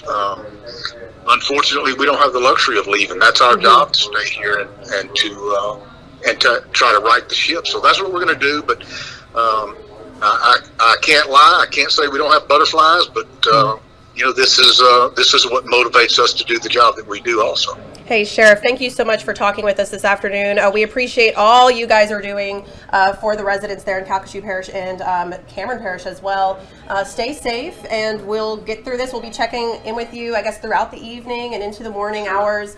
And just stay safe, and we'll get through this together, and we'll see you on the other side of it. Absolutely. And listen, thank y'all, because if it wasn't for y'all getting the message out, I don't know that people would have done what they did. They did amazing, because it's been a hectic couple of days for everybody, stressful for everybody. Yeah. Nobody wants this, and the sad part is there's nothing we can do about it. We're just going to have to let Mother Nature do what she's going to do and deal with it. So. That's right, Sheriff. It doesn't help matters that we're in the middle of a COVID-19 pandemic on top of everything else. I mean, we have already had to deal with the stresses of what we've been dealing with for the past few months, and this just really compounds things. And, you know, that probably weighed into a lot of people's decisions to leave at the last minute. We're looking actually right now, I know we have that curfew coming up, Sheriff, but we're looking at the Sky Cams, I-10 bridge. There's not a lot of traffic, but it looks to me like if you were to, you know, you're listening to us talk right now, if you were to get in your car and head out on I-10 right now, you could still get to a safe location if you're on I-10. There's not a lot of traffic now, but Sheriff, you don't want to wait much longer, correct? Absolutely. Your window of opportunity has really shrunk down to nothing, but you could right now safely get out. And again, it's not too late. In regards to COVID, basically, you know, yesterday we decided we just had to put COVID in the back of our mind and not even worry about that. We had to deal with this problem. So COVID's a thing of the past for at least right now. I don't know what's going to happen in 2 weeks, but we'll find out. Yeah. All right, Sheriff, thank you so much for joining us. Be safe. We'll be in touch soon. Thank you. All right, bye-bye. That was Sheriff Tony Mancuso talking about their plans. I believe meteorologist Zach Friedel is going to join us for another little update on the storm. Yeah, and we actually just got the 7 a.m. advisory. And 7 p.m.? Yeah, 7 p.m., sorry. Oh, wow. And it is stronger, 150 miles per hour, getting very close to Category 5 strength. And probably the biggest thing, remember last hour, 947 millibars on the pressure is now down to 940 millibars. But they do note that north-northwesterly motion has begun at 15 miles per hour. Look, it's 5 miles per hour. It's no big difference. You should not be waiting to leave because of a Cat 5. But like I said, the fact is that time to leave is now getting shorter and shorter, and it's more minutes rather than hours or half hours, better yet. So look at that little wobble they did. We talked about that. You can see that little last-minute jog there on the track line, that yellow line, and it shows that's what we're dealing with, these tiny little jogs back and forth, and it's not something that you really can forecast when you're dealing with a beast that's doing its own thing here in the Gulf of Mexico. We got the general direction, though. It is moving toward the north-northwest now, so, you know, it is making some indications that, you know, possibly jog a little more of these. We just don't know at this point. Yeah, it's right now, it still looks like a direct hit. I mean, either way, there's no avoiding it now. You can see that satellite picture. Lake Charles is going to take a direct hit from a catastrophic storm. I mean, 150 miles per hour. This puts Rita in a total different department than this storm. And this storm is not weakening on approach, it is strengthening on approach. And I've said before, that makes a huge difference in everything. Let's get back to the radar here. Yeah. Because I want to make a point, because we've been talking about how the conditions along the coast are quickly going downhill. We're starting to see those tropical storm force conditions move in, and it'll be probably about another hour before we see those actual hurricane force conditions. But I've talked about this. If you've stayed, if you've stayed and you're in Cameron Parish, I strongly advise you at this point that you can't leave. The water is coming up too fast, and it's too late to leave. And one thing you need to be ready for in the next 6 to 12 hours is be ready to get high very quickly. And one thing that's happened, and you know, I'm from New Orleans. I wasn't in Katrina, but I know what New Orleans went through during Katrina. Some people drowned in their attics because they didn't have a way out. Okay, and so if you are going to have to get high very quickly, and you're going to have to eventually maybe make it up to your attic, and I get that those houses are on stilts, so that would be a ton of water. That would be a lot of water, but we're still talking to people in southern Calcasieu Parish, because you might not have never seen water like this before if you're in southern Calcasieu, but bring an axe with you. Bring an axe in the attic to where you can get a hole out of the attic and get on your roof. Okay, if it comes to that. We sure hope it doesn't come to that, but right now, this is going to be one of the most devastating storms that Southwest Louisiana has ever seen, and that water will continue to come up. And that is one live picture of Cameron right now, and really 45 minutes ago, you could see the street in the middle. You can't see the street anymore. Okay, so that water is going to quickly rise, and still we're technically sort of still in low tide. Yeah, that's a problem. After we get to midnight, after midnight, that high tide is going to coincide with a landfalling major Category 4, really borderline Category 5 storm, and that's going to cause extensive water inundation. And I think all of Cameron Parish will be underwater by feet, not just 1 foot, but by feet. Right. By midnight tonight. This is nothing right here. This is minor. And like you said, with this being low tide, with high tide as well in Lake Charles tomorrow morning at 6 a.m., coinciding at the point to where we're going to likely begin to see that shift in the wind direction. The water rise may not peak out Lake Charles in the downtown area with that surge until possibly around 6 o'clock tomorrow morning, or 6 or 7 o'clock in the morning. So that's going to be coming after we see those peak winds with the storm making landfall late tonight. So you start to see the winds. Look at the water in the street. You're starting to see the winds actually below the water, and look, in about 2 or 3 hours, there's going to be whitecaps in that water because the winds are going to be so strong. Right now, it's just a little bit of movement, but as we go through the night now, unfortunately, we're going to lose all of these cameras at nighttime because there's still power. I think if you look off in the distance, that Shell logo is still on, and there's some light on the right side of the screen, so there's still power in Cameron, but I could tell you probably about midnight or just after there, those power poles, that's how you're going to be measuring the water in Cameron Parish. Wow. Okay. And that's, like you said, that's going to be something that is hard to put your mind around how that high that water is going to get. And, it's so deceiving. We were looking at that camera view earlier of talking about how you have, still a glimmer of hope if you want to get out of Lake Charles at this particular moment. But it's coming down to the wire now. If you're making those last minute decisions, of course, we talked to the sheriff earlier about that 7 o'clock curfew in Calcasieu Parish. That's coming up in about 9 minutes. So, obviously, if you were to get in your car and get onto I-10 after 7 o'clock, they're not going to pull you over at this moment, but that's about the last moment you'd want to probably try to venture out at this point. After that, it's going to become dicey, especially if you're traveling east and west and this thing is still moving toward the coastline. At some point, those conditions are going to deteriorate as you're making that way. If you're going to Texas, which is obviously the better option, if you're going to Houston, you're going to be escaping the brunt of this storm. So if you're making a push toward Houston, or if you're going toward the Baton Rouge area, which is where we're located, you're going to have more impacts because of that potential to see those spin-up tornadoes, things like that, but it's not going to be a catastrophic type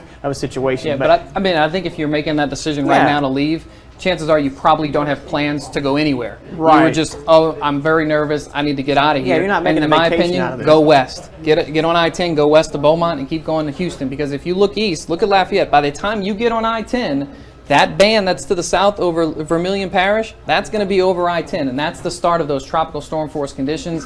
You do not want to be driving in tropical storm force conditions if you can avoid it. And the one way to avoid it right now, yes, at night, is to go west out of Lake Charles and go towards Houston, because you can see there's not much going on in southeast Texas. And honestly, a lot of this storm is going to impact southwest Louisiana. There could be a little bit in southeast Texas, but right now with that north-northwest motion, it does look like Louisiana will take a direct hit from 150 miles per hour Category 4.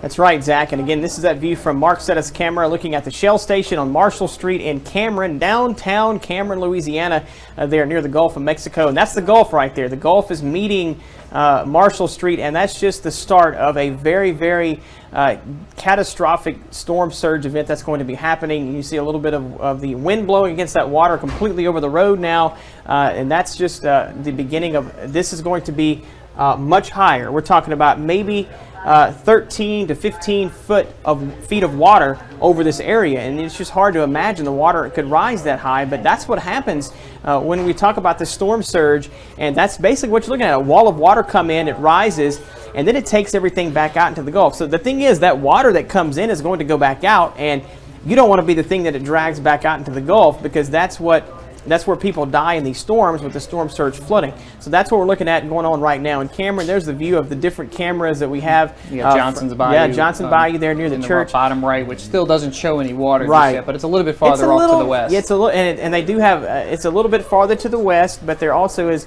I believe, a little bit more protection there at that point from the Gulf. So it may not be quite as close at that location, but certainly we are seeing indications in Cameron there where the water is coming up over the road. So that's, again, like I said, going to be just it's going to be an unbelievable scene as that happens. Now, we will lose daylight, so we won't be able to see it totally play out, but it is going to be something that that happens so quickly that you almost can't wrap your mind around it, how fast the water increases as a storm makes landfall.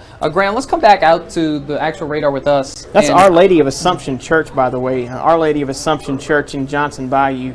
So that's where that's located. But I mean, we've covered a lot of the actual surge here along the coastline. I want to talk to those of you that you probably are staying if you're farther inland, and that's those of you in Vernon Parish, Beauregard Parish, Allen Parish, Oakdale, Kinder. A lot of those locations technically don't go under evacuations because we run from the water, we hide from the wind. But in this case, this wind is a little bit stronger than most typical hurricanes. So we almost need to run from the wind, but it's getting to be too late for that. But if you're in our northern parishes, if you're north of I-10, make sure you're charging your cell phones. Make sure everything is getting charged right now. Everything is actually, you have all your digital platforms ready to roll because you are going to lose power. Everybody in Southwest Louisiana will lose power later tonight during the middle of the night. And I've said this multiple times. If it gets bad and it gets to the point where your structure is starting to deteriorate, you try to stay in that structure as long as possible. And if you go through the eye, that is your one opportunity. Only if your structure is deteriorating to the point that you feel like you won't survive the storm after that, that is the only time you leave during the eye. If your structure is holding out fine and you get in that eye, stay indoors. Don't venture out and just ride out the backside. The backside of the storm is going to be a lot faster than the front side. The winds are going to be very strong on the backside, and they're going to come from the opposite direction, but the storm should calm down pretty quickly. We're joined now by Dr. Steve Caparata here from WAFE. You may remember Steve from his time at KPLC. It's been a while. What were the years? It's been a long time, 1999 to 2001. So it's been a long time. But got my start in Lake Charles, and fond memories, and hate to see what we're watching this evening. Yeah, and Lake Charles has changed so much since then. We've spent so many years on improving things, even since Hurricane Rita, with the lakefront development we've put into place in downtown, and it's just quite a beautiful area. I mean, if you come to Lake Charles and visit, I know a lot of people are drawn there because of our casinos in the area, and so they end up making a visit, and they end up seeing some beautiful sunsets. That's what we're known for, looking out over the lake right now. And you're looking east. That's that camera view is actually on top of the Isle of Capri Casino there. It's right near the bridge, I-10 Calcasieu River Bridge, looking east. And so that's a view that we see right now. And that's the yacht club there at the bottom, and the I-10 North Beach there, where you see people sometimes out on the water. And so again, this is just kind of an eerie feeling, knowing things are so quiet right now, and here in just a matter of a few hours, it's going to be a totally different story. And Steve, I want to ask you something, because look, as we all are meteorologists here, we study these storms. We go through many years. I mean, you've got a lot more experience than I do with covering these storms, and we research a lot into the past. Have you ever seen a storm across the entire Louisiana coastline this intense doing this? No, no. Simple answer is no. And when I got up this morning, Zach, I started looking at the data, and you start seeing some of these surge values into Lake Charles.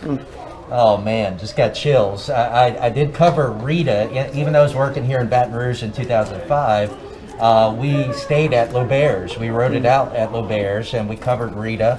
And there was some water that impacted parts of the city, but it wasn't, wasn't all that bad. Obviously, it was much worse down in Cameron Parish. So to see these projections today, it's been gut-wrenching to think about it. And I have friends in Lake Charles. I have lots of friends here in Baton Rouge that have family from Lake Charles staying with them today, tonight, and just wishing for the best. I'm sure you guys have talked about it. The one thing I've been telling some of our people here is if we could get the track maybe a little bit east of Lake Charles, that could help out the city a little bit. It's going to be devastating for the coast no matter what. Yeah, right. So now we try to hope for a little better news for the city at least. Right, and our viewers we have viewers in Jennings and over in that area, so if that track does shift a little east, then you got to worry about the Mermentau River Basin, which runs along the eastern portion of our viewing area. So not to belittle you guys over there in the Jennings area, but that's what that track shift difference can mean. It could be a slight bit of maybe not quite as severe conditions when it comes to the surge, maybe in the city, but then it would shift a little more to the east. And it's all going to come down to those last minute jogs that the storm is doing. We've already seen that just with the last few frames of the radar, or actually the track. I'll see if I can put that back up to show just how these little wobbles that this storm makes at the very last moment are not something that you really can predict It always typically seems to happen right before the storm makes landfall. Why is that? Why do we see these little last-minute jogs?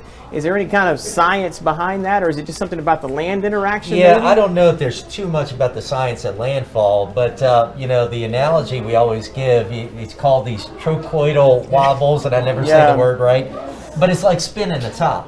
If you spin a top on a table, it's going to spin, but it's going to wobble as it spins, right? Mm-hmm. You've got this angular momentum within the hurricane. It's the same thing there.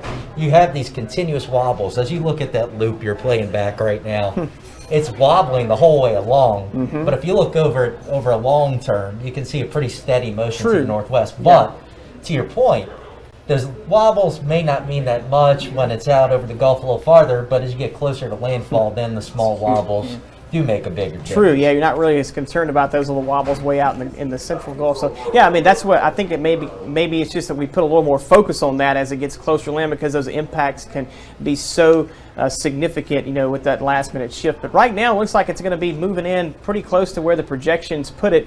Winds at 150 miles per hour. Pressure, like Zach mentioned earlier, is still dropping at 940. So, there's a possibility this thing could try to attain maybe Category 5 strength here before it makes landfall. With the strength that we're seeing of the storm now, it's just something we'll have to watch for. But like we mentioned, it's not going to make a whole lot of difference with the damage that's going to occur, whether this is technically a strong Category 4 or does attain that Category 5 status. Ben, one thing I want to mention, you should talk about the track. Yes. We need to tip our caps to the National Hurricane Center. Yeah. If you think back to yesterday, everybody was screaming about west, west, west, and all these models, Euro's into Texas. Why aren't they moving the track west? What did the National Hurricane Center do? They kept it steady state, kind of stuck to what they have and some of the consensus aids that they use. And in the end, their track is going to be awfully good in terms of the landfall location. That's why we've got to believe in the experts. I know, especially when you're in the path of these things, sometimes it's hard to.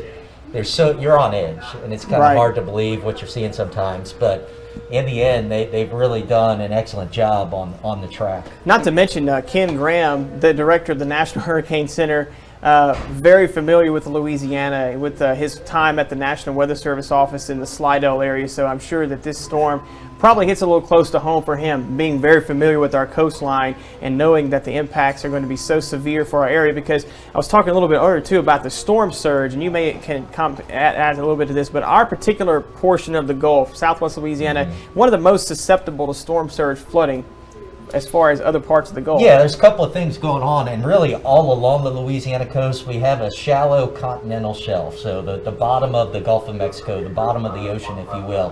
Whereas if you go to the east coast of the United States and you stand out on the beach and you get away from the beach out on a boat, or if you walk out, that shelf drops off pretty quickly. Well, we know with a shallow continental shelf like we have here along the northern Gulf Coast, that allows surge to build up more than if you have that sharp drop-off. So that's one thing.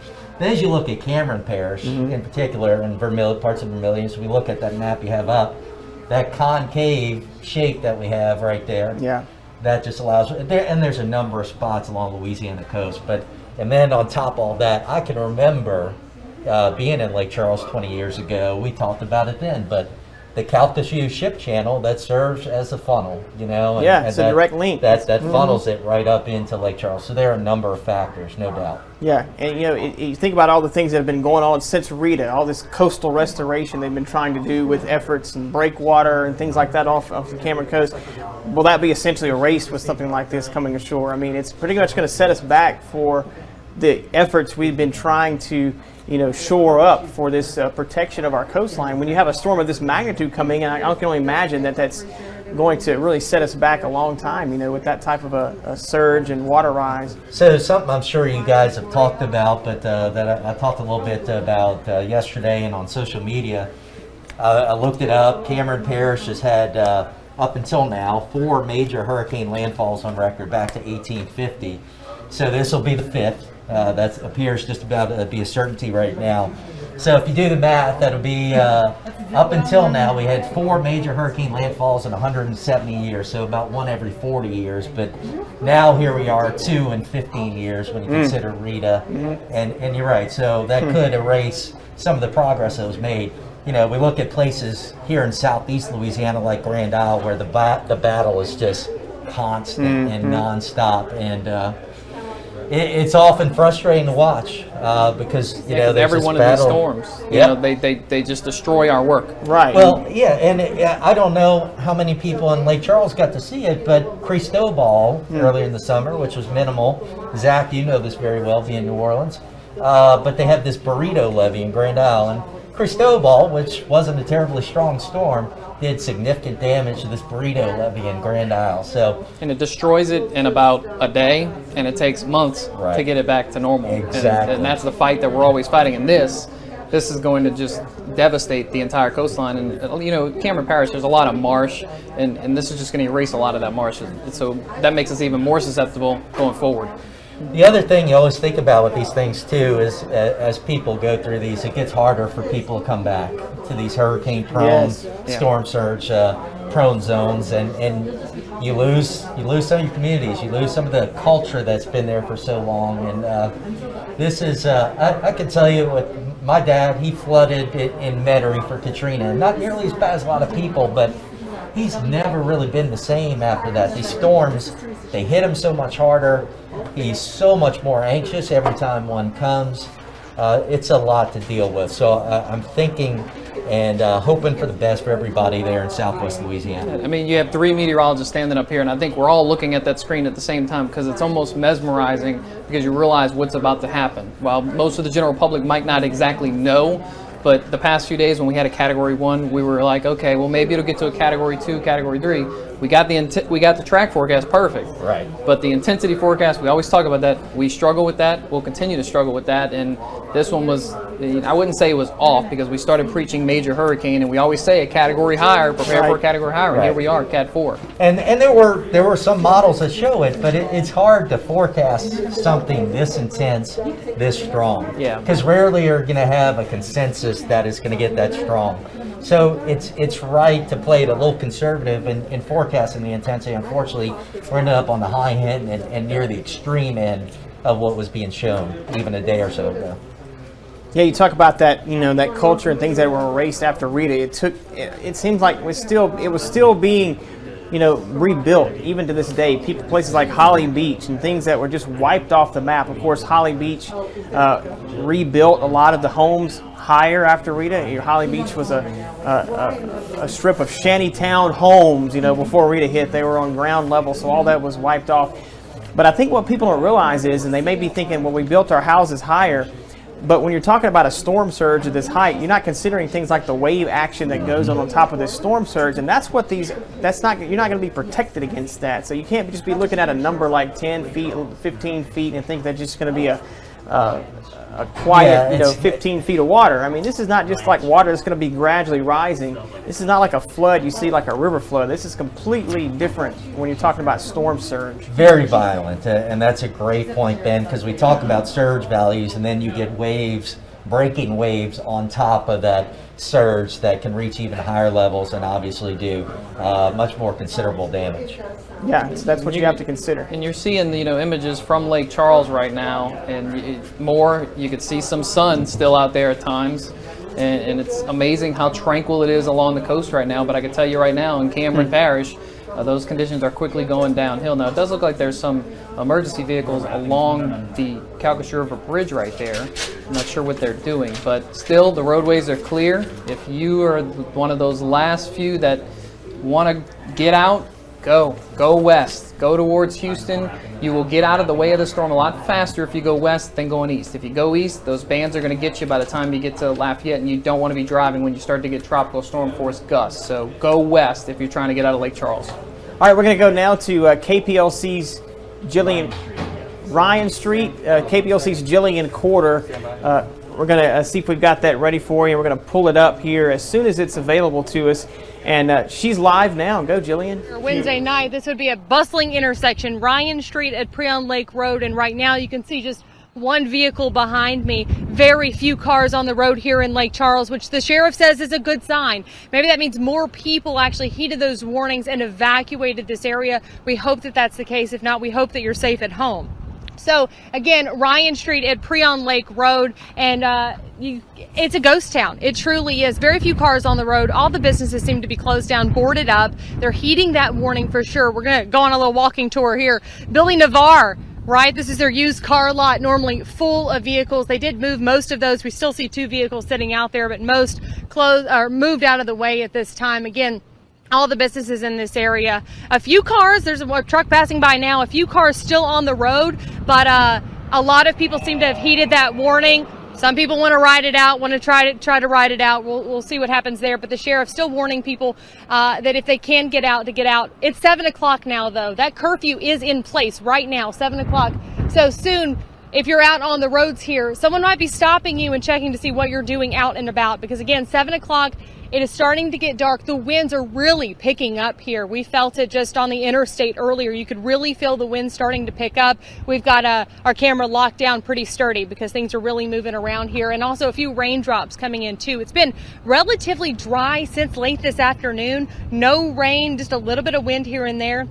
In fact, it was deceivingly calm. It almost seemed like a normal afternoon here in Lake Charles, but things you can tell are taking a turn. The clouds kind of moving around a little bit more, that wind speed picking up for sure. And again, no one out here on Ryan Street here in Lake Charles. Of course, many of the businesses, they all look like this, boarded up, sandbags as well, really heeding that warning, trying to keep their businesses, their property safe. So we really hope that you're all taking that warning as well, and that at this point, 7 o'clock, it is too late to get out of town. That weather is going to be coming in and pretty quickly. It's going to be getting dark very quickly here. So we want to make sure that you're at a safe place, whatever that safe place is, high and dry. Find that safe place now, and we hope that you can stick it out here. But again, a ghost town all through Lake Charles. That's what we've noticed by riding around today. So we hope that those people have found their safe place and are staying safe for sure and staying off the roads. Again, 7 o'clock, the curfew is officially in action. I'll send it back to you guys in the studio. And that was Jillian Corder reporting live from Lake Charles. She was on Ryan Street showing us some really tranquil conditions all across southwest Louisiana, except along the coast. Right now it is very quiet. There's really not much going on. You have the last few minutes. Like I said, things are going to quickly go downhill, probably coinciding with sunset. The winds are going to pick up and the heavy rain bands are going to increase across the area. Let me bring in one of my favorite people, and Teresa Schmidt. We worked together, it was about 4 or 5 years ago, but Teresa is here with me right now. We're in Baton Rouge. We're with our sister station, WAFB in Baton Rouge. And Teresa, take it away. Thank you. And so right now, we have Ryan Buryak on the phone. He and his family are not in Cameron right now, but Ryan is the state representative in Cameron Parish, and before that, he was the Cameron Parish administrator. So he grew up there, and we're going to get his thoughts on this situation right now. First of all, Ryan, how are you holding up? Well, Ms. Teresa, I think it's an interesting week. Each storm brings its own new and unique set of issues. Laura had represented nothing different when you also consider Waco's potential impact. I think I would be remiss if I didn't first commend our residents, businesses, local appointed and elected officials who have just been as informed and engaging with the public as they possibly could be throughout this ordeal. So I want to say thank you to all of them. Okay, so Ryan, I know that there were many lessons learned after Hurricane Rita, and I know that some of those were used to build bigger, stronger structures. Tell me what your thoughts are about that, and I know some of them managed to survive when Hurricane Ike hit in 2008, and if you have any thoughts at all on, how they're going to do in this particular storm, whether you expect some of them to go ahead and manage to withstand this. Well, of course, we hope those mitigation features come to fruition, and we receive those benefits to have a lasting and resilient community. I think we did see some markers between the Reconstruction period immediately following Rita, prior to the landfall of Ike. And so my hope is that those mitigation features that were put in place actually help the resiliency of our area, of our coastal livelihoods. And so, Mr. Reese, I'm the eternal optimist, and I just I can't think that some of those measures didn't work. So I'm still holding out that we could still have some resemblance of what we knew once before. Well, I know that Cameron Parish population never came back up to what it was before Hurricane Rita. I mean, how many fewer people live there now, and what do you think is going to happen after this, as far as perhaps people, avoiding the coast because of this potential danger? I think we do have some difficult days and weeks ahead. The recovery period is not going to be easy. It will most certainly be trying and cumbersome. But I think if there were any group of people that could pull themselves through this, it would be our friends and families in Southwest Louisiana. Okay. To the best of your knowledge, is there anyone still in Cameron Parish? I can't comment on that, Mr. Reese. I don't really have any up-to-date information, and I would hate to comment on something without having all the facts in front of me. What are your plans immediately following this storm? I think we have to engage our state and federal officials. I think that from a local perspective, we have tried to prioritize what our immediate steps would be across a couple parishes, as I do represent Vermilion Parish also. So working with the police juries in both of those parishes, all of our mayors in our local municipalities, getting an understanding of what their immediate needs are, what their long-term goals are, and then trying to articulate those in a manner that gets support from Baton Rouge and D.C. I mean, how resilient are they? Do you think they will go back and try to start over? I think every family has to make tough decisions on their own, albeit emotional, physical, financial. I think that most certainly home is home for all of us. I certainly hope that my three daughters can see the same camera that I enjoyed, and that helped raise me as best as that community could. Same thing for our coastal communities there in Vermilion, from Gate on Abbeville and Elk Point South. So, I think we have to take some time, allow those individuals to determine what's best for their family, and we'll go from there. Well, I think I'm right when I say, isn't Cameron Parish the largest parish geographically, and then I guess has the fewest number of residents? I mean, for people who have never been there, tell me what you consider so special about Cameron Parish. Well, I think that my great-grandfather thought it was the best place on earth. He didn't want to be anywhere else. He had lived through Audrey. He lived through Rita, and he went back. And I think there's something in the fabric of our people that can't be taught and can't be learned. It's there from birth, and it stays with us, good Lord willing, until we take our last breath. And so that place provides bountiful resources to all of it. They always said if you starved in Cameron, it's just because you were too lazy to eat. And so I think that's very true. Yeah, is that, what it is? I mean, the shrimp, the wildlife, all of the fish, the recreation, all of those things make it such a special place. Well, we're certainly all thinking about all of you who live in Cameron Parish and praying for the best and hoping that everybody will come through this, and just take care and let us know as soon as you start finding out, what the storm has done.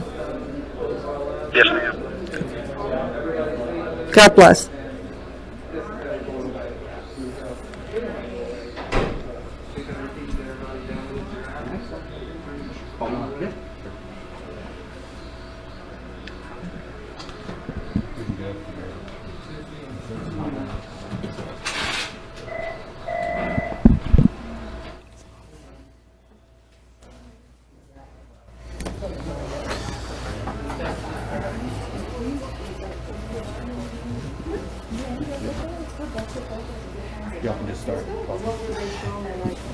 And good evening, Southwest Louisiana. Chief Meteorologist Wade Hampton here now. Myself and Meteorologist Jacob Durham both made the drive over from the Lake Charles area, obviously evacuating our television station. Again, as I told you when we left, that I wanted you to take this as a sign of how serious this problem really is for Southwest Louisiana. Unfortunately, though, at this point, it's really too late to be doing this now in Southwest Louisiana. So let's talk about the storm itself. You can see Hurricane Laura here getting much closer to landfall. In fact, only located not too far off the coastline. The official 7 o'clock advisory now has winds of, let's clear that off real quick.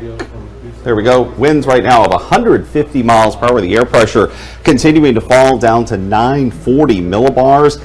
And those of you wondering about the Category 5 question, we only have 7 more miles per hour to go, and it could become Category 5, and that is definitely not out of the question. I know you heard both Zach, Ben, and Steve Caparata talking about the Category 5 issue a little while ago, about the number of storms that have done so in the past. And certainly would be noteworthy, but to be honest, even a strong Category 4 is very noteworthy as well to notice that that strong of a storm has gone through. And let's switch over to, there's a look at some of the warnings that are in effect. Obviously, hurricane warning is in effect for all of Southwest Louisiana, so please keep that in mind. We'll pull up the radar though real quick, and we want to do this real quick. And now we can do that. We'll pull up the radar. That's the track. Again, landfall probably near the vicinity of midnight tonight, likely as that strong Category 4 hurricane. There's not a lot of time left for this storm to strengthen, though certainly a little window of time left. There's a look at the radar across Southwest Louisiana, and pretty active going on to our here where we are located in Baton Rouge. You can see some pretty active storms going on over on the very edge. That's the outer band, but let's kind of zoom in a bit closer on the radar, and you can see some of the storms that are a bit farther south. We'll start here, kind of a radar tour, if you will, from near Lake Charles over to near Jennings and Crowley. You can see some of the rain there. That's light, but remember, anytime that it is raining, the wind is likely to be pushed down toward the ground, so do expect the wind to pick up when it begins raining across the area. Where you see the more yellow colors on the map, that indicates definitely some of the heavier rain that is around, and certainly you can see some of that around the Lake Arthur vicinity and all the way over into the Abbeville vicinity. We'll slide a little bit farther south yet, and we will see you can see some of the rain there near the immediate coastline. And let's slide over toward the Cameron vicinity real quick, and then we're going to go to Matt Houston here in just a minute, who is in Lake Charles. There you can see some of the rain that is in the Cameron vicinity, and please remember, things are going to continue to deteriorate throughout the night tonight. Things are going to get progressively worse with time this evening. And as I said, one of our reporters, Matt Houston, is in Lake Charles. He's actually at L'Auberge Casino. And Matt, take it away and tell us how things are going.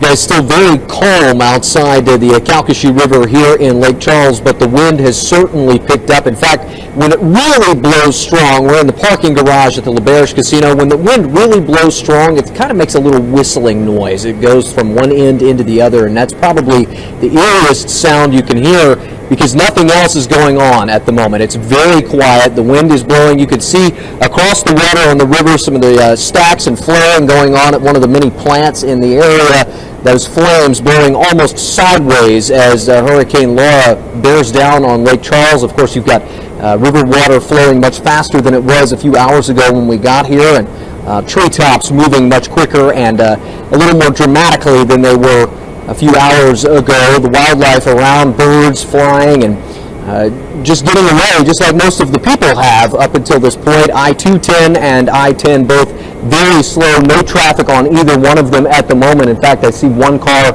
on 210 and one on 10, which has pretty much been the case each of the time we've come to you from this spot over the last 4 hours. Things are just quiet, and everything around us, including us, waiting for them to get bad, waiting for the weather to get darker and for those clouds to really start to get lower and move faster as Hurricane Laura nears Lake Charles, coming up under the Gulf, smashing the coast, and then working its way northwest into our area. And of course, we expect things to get pretty hairy overnight. We're expecting lots of rain, lots of wind, and potentially some damage. We're about 20 feet up where we are off the ground, off the Calcasieu River, inside the casino garage here. So we're not going to get wet from any potential flooding, but we do expect to see somewhat of a storm surge on the river as it kind of flows in and out in the area, and we'll be watching that and bring that to you. We've got some landmarks that we're looking at right now, and our eyes are on some posts of wood to see and show you exactly how high the water will get and where it's at tomorrow once this thing has moved all the way through our area. So we're going to keep our eyes on that as well as the treetops, and we'll watch for any sorts of wind damage, but we're going to stay here in this garage overnight and come to you as often as we can, give you an idea of what the conditions are like as they happen, as Hurricane Laura moves in and kind of blows through our area. Of course, we are expecting lots of damage tomorrow, and that will be really the lion's share of our work tomorrow, is scoping out what the area looks like should that storm be as bad as we expect and fear that it will be. But again, at the moment, blowing a little bit faster, a little bit stronger through Calcasieu Parish and up from the coast, but no rain. We haven't seen any rain since 2:30, 3 o'clock this afternoon. We got about an hour and a half of really strong, heavy rain beginning at 1 o'clock from that first band of the hurricane as it moved its way through. But since then, nothing. It was very humid for the last probably 2 hours, and then here between 7 and 8, it has started to kind of calm down a little bit and cool off. Again, another sign that things are moving in, and we expect that those temperatures will drop even more, and that is perhaps the only positive sign for us out here. And the only blessing in this weather is that the temperature is a little bit cooler because the humidity is gone now as that storm blows in. But everything else calm. It's almost like the wildlife is waiting for something to happen, waiting for that storm, waiting to move like most of the people already have, and that's certainly a good sign. We hope that most people are out of here. We'll be here inside LaBerge for the remainder of the evening. For now, we're going to send it back to you guys in studio.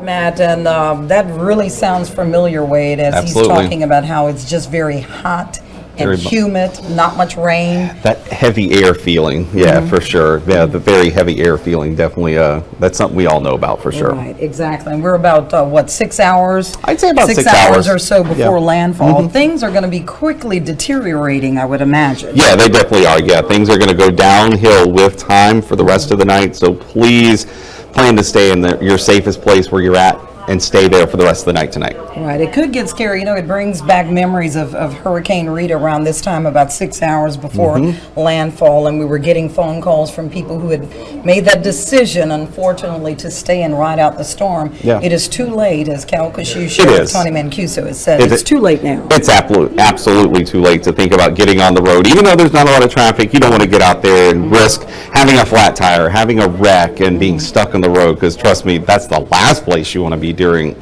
hurricane force winds is on the road. Now, what's interesting about Laura, Hurricane Rita was pretty much a wind event. this is going to be a wind and water event, right? It's going to be both, yeah. It's absolutely going to be both. There will be a wind issue, there will be a storm surge issue as well. And so keep that in mind. It's a twofold problem. All right. We have got Governor John Bel Edwards on the line right now. Governor, thank you so much for taking time out to be with us. As we're about maybe 6 or so hours away from landfall, what are your thoughts? How is Louisiana dealing with Hurricane Laura?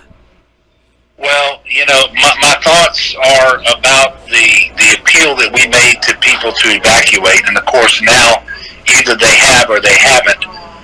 But every time we got a new briefing on the storm, its intensity, its strength had increased, and so we're here on just a few hours ahead of the landfall of the historic storm in terms of just the potential that it has to be catastrophic. It's going to be a very strong Category 4 hurricane, sustained winds of 150 miles per hour at landfall, gusts of 180 miles per hour.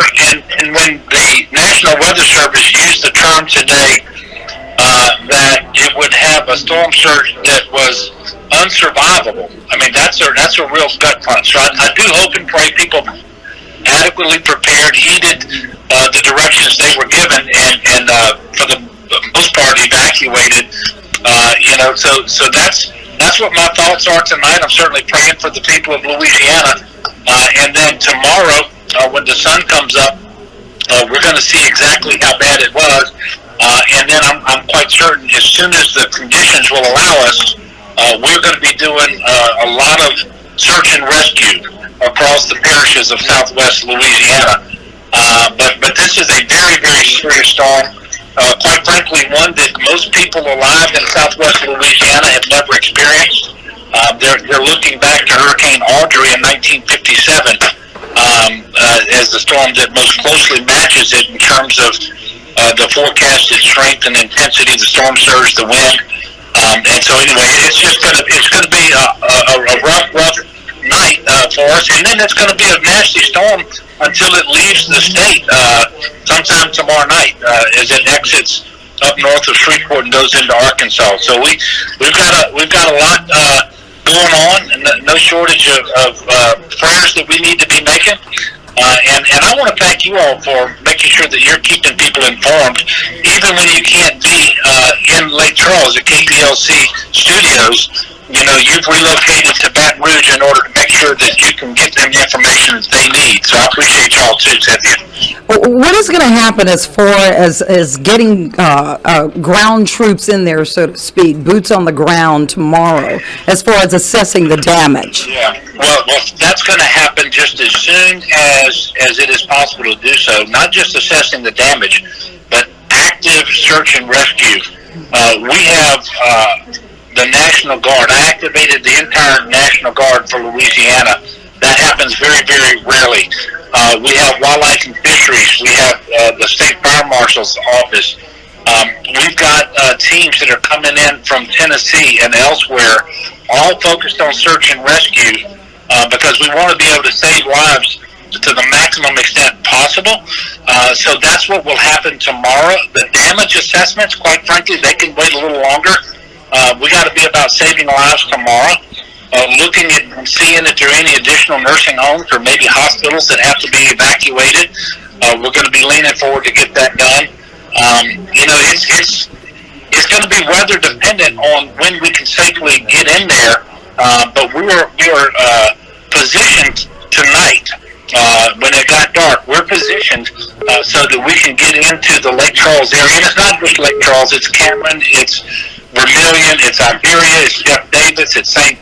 Mary, Acadia. We're going to be all over that region tomorrow to try to save lives to the maximum extent possible, get people out and to a shelter and ultimately into a hotel room.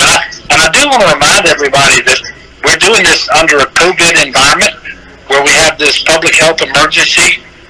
We still have an awful lot of COVID in Louisiana, and there's probably not more COVID anywhere in the state than there is in the Lake Charles area. based on positivity rates of tests that we've been seeing over the last couple of weeks. So we have to be mindful of that too.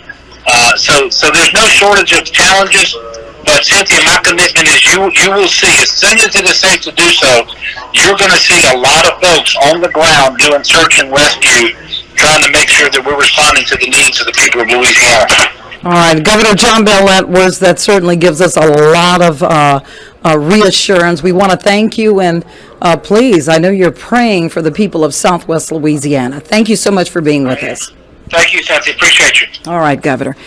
There you heard of the governor assuring the people of Southwest Louisiana that there will be people on the ground the minute this thing dies down. We're talking about something that's going to be in the front door and out the back door perhaps in 12 hours. And they will have people not just merely to assess damage, but actually search and rescue. This is a very important part of any hurricane.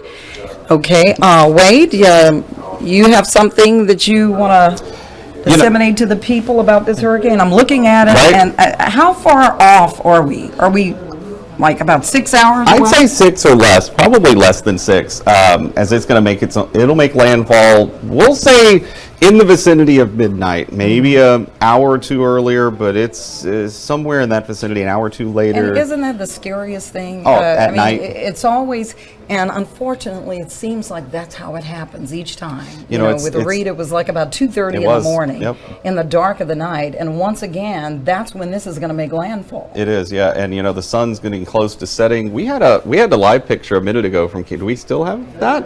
Of actually from Cameron, the hurricane track. Okay, we saw it a minute ago during the governor.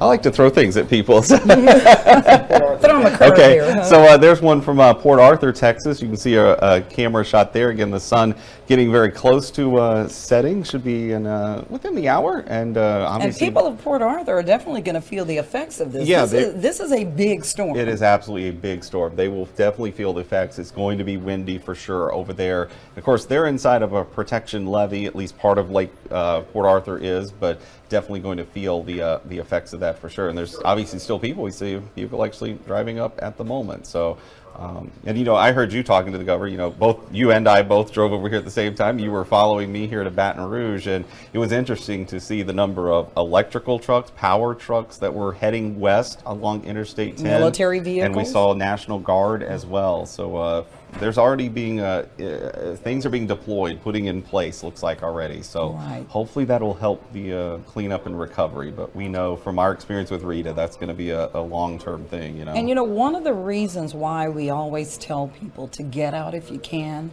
it's definitely to save lives, but it's such a long, arduous task after the storm. Absolutely, yeah, because no power, no water. And we don't know how long this is going to last. Yeah, and there probably won't be any stores to go buy things you need. And there's that shot, Cynthia, that I saw a minute ago. That's actually in Cameron. That's just east there of the town of Cameron. Look at all that water. The courthouse already would kind of be in the background there. The new Cameron Parish School Board office would be kind of behind our camera. And yeah, you can definitely see water is already covering Highway 82 there. It's not very deep at the moment, but remember, that's only going to get worse with time. We saw an interesting story from Matt Houston last night, who's down in Cameron Parish, and he was doing a story with some of the people who own camps along Holly Beach, and they were talking about the fact that Holly Beach is pretty much a new Holly Beach. Every structure that you see there, it was not there because Hurricane Rita wiped out everything on Holly Beach. Yeah, there was nothing left but the foundations and a few pilings here and there. Are you fearful that it's going to be the same thing again, over again? Unfortunately, I think it'll be a very similar scene, I'm afraid. Yeah, the elevated structures, sure, were elevated, but unfortunately, we're dealing with 15 to 20 foot surge, and most of those are either at that height or maybe even less. And remember, there's waves on top of that, Cynthia, so you're going to have wave action pounding those buildings, and water being pounded like that is just like a wrecking ball. The weight of water is just powerful, the power that water has. So unfortunately, I'm afraid we are going to end up seeing a similar scene to what we saw after Rita.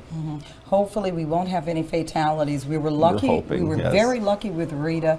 And I think we can attribute a lot of that to the fact that 3 weeks prior, Katrina. we had just experienced Hurricane Katrina. Absolutely. And I think that put a fear and an admonition in people that they got out of harm's way. Absolutely. And hopefully people did the same this time around. I'm sure hoping, and you know, that's why I'd been stressing the last 2 days that this storm could strengthen. It could do a rapid intensification. You may remember Monday and Tuesday, and I will admit, I had some folks on Facebook giving me a little pushback on that idea, thinking that, well, that's way more than what the official forecast is saying. And unfortunately, you know, in the Gulf, a lot of storms do this, where they rapidly intensify. And it's not something models handle sometimes, but it was one of those that was always in my mind of being worried about of a rapid intensification. Of course, I never would have anticipated bordering on Category 5, but a rapid intensification nonetheless. It's a knocking on the door. Definitely happening, Cat 5. and it won't be, it's not far from that category, unfortunately. And you know, whether or not it does, it's only a matter for the history books, because the result's going to be the same. If we were to increase that Cat 7 4, miles, Cat 5, it's not that much different. 7 You're miles gonna still different, have absolutely, a yeah. lot of damage and Absolutely. destruction. Most definitely. You know, I was listening to you and Jacob earlier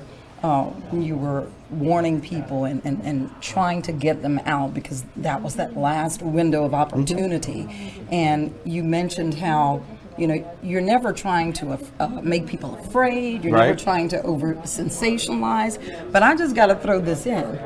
I have done this for 39 years, and I have never been in a situation where it got so dire, the potential for death and destruction, that management decided that we needed to hit the road. We, as meteorologists, reporters, anchors, I've done this 39 years, and we've never had to do that, not even with Rita. Well, with Rita, we did leave our facilities at 320 Division Street, and we went to St. Patrick Hospital's higher ground, 5th floor of St. Pat's. The fact that our management decided that we needed to do this, I don't know what more can let people know how serious this is. And you know, I tried to say that even this afternoon before we left, that, you know, if you were needing a sign, hopefully that was the sign you needed. If we, and me and all of us, if we're deciding we need to go, then, you know, that's a good sign that it's not safe to be really anywhere, especially south of I-10. Now, there's a lot of folks north of I-10, I know, as well. You won't have the surge problem north of I-10 in most places, but there's still the chance the wind is going to be still very major. The storm isn't going to just hit the coast and then just fall apart magically. So folks in Beauregard, Verne, and Allen Parish, you're not you're not safe from this. Please don't think that you're 50, 60, 70 miles, depending on where you are north of the Gulf. This thing is going to go quite far inland, absolutely, isn't it? Yeah. They'll feel hurricane conditions all the way to Shreveport. You know, it may begin to weaken below hurricane status once it gets north of there, but that far north will feel hurricane force winds. So again, don't just think because you're in Vernon, Beauregard, or Allen that you're magically safe from this. That's not the case. So it's going to be very windy overnight tonight into early tomorrow morning, unfortunately. Okay, for the most part, when we were leaving Lake Charles, it kind of looked like a ghost town. It did. Even last night after the 10 o'clock news, as I made that trek south of town, it was pretty much a ghost town. But you know, there are still going to be some people who decided to ride out this storm. There are. Do you have any words for those people who are there? Because they can't go anywhere now. Yep. What do you tell them? You know, I'll repeat the same thing that I did earlier this afternoon when I was on TV trying to make that point clear. But please treat this as if it was a tornado. You know, when we have severe weather, we tell you go to an interior room. Think the same thing for this. But when conditions deteriorate to the point that it sounds really bad outside, you'll know what I'm talking about. Later tonight, you'll want to get to a safe place. But please do that now. Please don't wait until 1, 2 o'clock in the morning and think about that. Do it now. So what you want to do, find an interior room, preferably bathroom, closet, something like that. Think of something without windows and as many walls between you and the outside of your home as possible. And we're looking at the picture there of the I-10 bridge in Lake Charles. You can see there appears to be a wreck there on the, that would be the eastbound lanes that's heading toward Lake Charles. Actually, it's heading toward Westlake. Sorry, on the westbound side, you can see the going on there. But for us, again, find that interior room, bathroom, closet without windows. Take a mattress with you if you have, preferably a smaller one, small as twin or full, something like that. But even if it's king, something that you can use for protection. You want to put it over you is what you would do. This would be during the height. This isn't something you have to do now, but have it in there already. So that way you've got another layer of protection. If you have a bicycle helmet, take that and put that on as well. You want to do that because that would give you another layer of protection should the building you're in fall while you were in it. One other thing to keep in mind, I've urged people, make sure you have snacks in there. You want some bottled water and snacks because you're going to be in there for a few hours. This isn't a tornado where it's 10, 15 minutes and you're done. Also want to think about keeping your phone charged. Take an extension cord in there. That way you can continue to watch our live stream on our First Alert weather app. And finally, I would encourage you to take a hammer or crowbar. And I know this may sound morbid, but think if the building collapses around you, you may need a way to kind of pick your way out. Some of those tools it's to kind of break through. I have one with me. I had it in the truck. I was going to bring it into the station with me in case we were even in that situation. That's how serious. That's how serious I am about that. So. All right. Well, Wayne, we're going to toss it down to Cinnamon Cornell, who has the OEP director from Cameron Parish on the line, Danny Laverne. Cinnamon? Thank you, Cynthia. All right, Danny, we're on the phone with you. This is Danny Laverne. He is the Cameron Parish OEP. Danny, now you were just telling me that you were on the phone with the sheriff and with the police jurors. Can you just tell me what that conversation was like? Now we're trying to get a game plan about after the event takes place and how we're going to deal with the aftermath and get our plans in action and try to get a timeline on what needs to be done. Now, Danny, again, you're in Cameron Parish where there was a mandatory evacuation. I was told earlier by your assistant director, Ashley, that there was roughly at least over 100 people that remained in the parish. Can you talk to us about that? Yeah, and that's very sad to say. This process started with a voluntary evacuation on the lower part, and we made it mandatory lower Cameron Parish, and we made it all the entire parish. We exhausted all resources to try to get everyone to get out the parish. Social media, sheriff's office that went door to door. The ones that refused to leave, we took down names and addresses and contact information. We used social media. We even used elected officials to get on a personal webpage to enhance the message to the people. And I'm very sad about the fact that the people refuse to leave. That's a lot. Chances are somebody's not going to survive this. And the ones that stayed behind are in the communities that are most in the most deadly zone. Hackberry and Big Lake. We had two or three down in Johnson Bayou. This doesn't make any sense to me. So it's very sad. We're going to come into some very somber days and weeks to come. I'm very heartbroken over this. Now, Danny, I know you being in your parish and obviously being in a close-knit community, as we're getting closer to that hour for landfall, Ashley mentioned you'll have about 150 people there that refuse to leave. I mean, at this hour, what would you say to those residents that are listening right now and are preparing for this landfall? Now, one good thing I knew, probably about 20 has changed their mind about midday and they left. But some of them just want to weather it out. I mean, some's going to survive, no doubt. And they'll have stories to tell, but the ones that didn't make it and their families will have stories to tell. It's very sad. And Danny, I'm here with Chief Meteorologist Wade Hampton. He has a quick question for you, okay? Okay. Hey, Danny, how's it going? Hey, good. I'm tired. I hear you. Me too. Hey, I heard you telling Cinnamon here that there were folks that are staying. Do you know, are they in, some of the elevated structures that have been built since Rita and thinking that they're safe because of that? Or do you have any idea on that? And some is not. I hate to say that some is an RV camper. They're not going to survive. No. And the ones that they got a better chance, the one that elevated and, they compare it to Rita, and I'm like, this storm, it doesn't compare to those things, except that it's going to be greater. Yeah. It's something we've never seen. And you just can't convince them. It's very heartbreaking. And Danny, I know Ashley mentioned that, y'all are on standby for when after the storm hits to have search and rescue, sent out to people. Is there roughly a time that y'all are ready to send people out after this storm hits? Well, we're trying to look at the forecast to see when the weather condition will be, safe to go out. And we try to tell them that it could be 72 hours, even longer, before we can make it to if they need any help. We experienced that in Ike and in Rita, that people refuse to leave and had to do search and rescue. And, they all have regrets, but then you get a different generation that thinks they can beat the storm. But with the water, you have to use watercraft to get down there, because the water's going to stay at least till high Friday and into Saturday. We'd have to use some type of high water vehicles and watercraft. So, and then when the winds die down, but we're not going to risk our lives of people that made bad decisions. Yes, sir. And Danny, let me ask you, where are you and the rest of your team riding out this storm this evening? Well, right now, the Cameron Parish Sheriff's Office, they bunkered down in Allen Parish in Oakdale. And me and Ashton, and we're right here in Lake Charles. And Danny, before we hang up, is there just anything else that I didn't ask that you just really wanted to communicate right now? Yeah, one more plea. They got a short window to leave, especially the ones on the north side of the parish. Get out, please. Just get in your vehicle and just keep on driving. You still got about an hour before the rains will come, and you can still drive in those tropical force winds, but please find better shelter.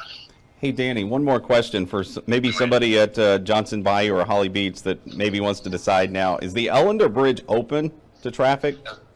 Yes, sir. As far as I know, it's open. Ellender shouldn't be closed. Then you got the Kelso Bayou Bridge also. Right. But I hadn't got any word that anything was closed. Okay. The only bridge that is closed on the Grand Lake is the Grand Lake Pontoon Bridge.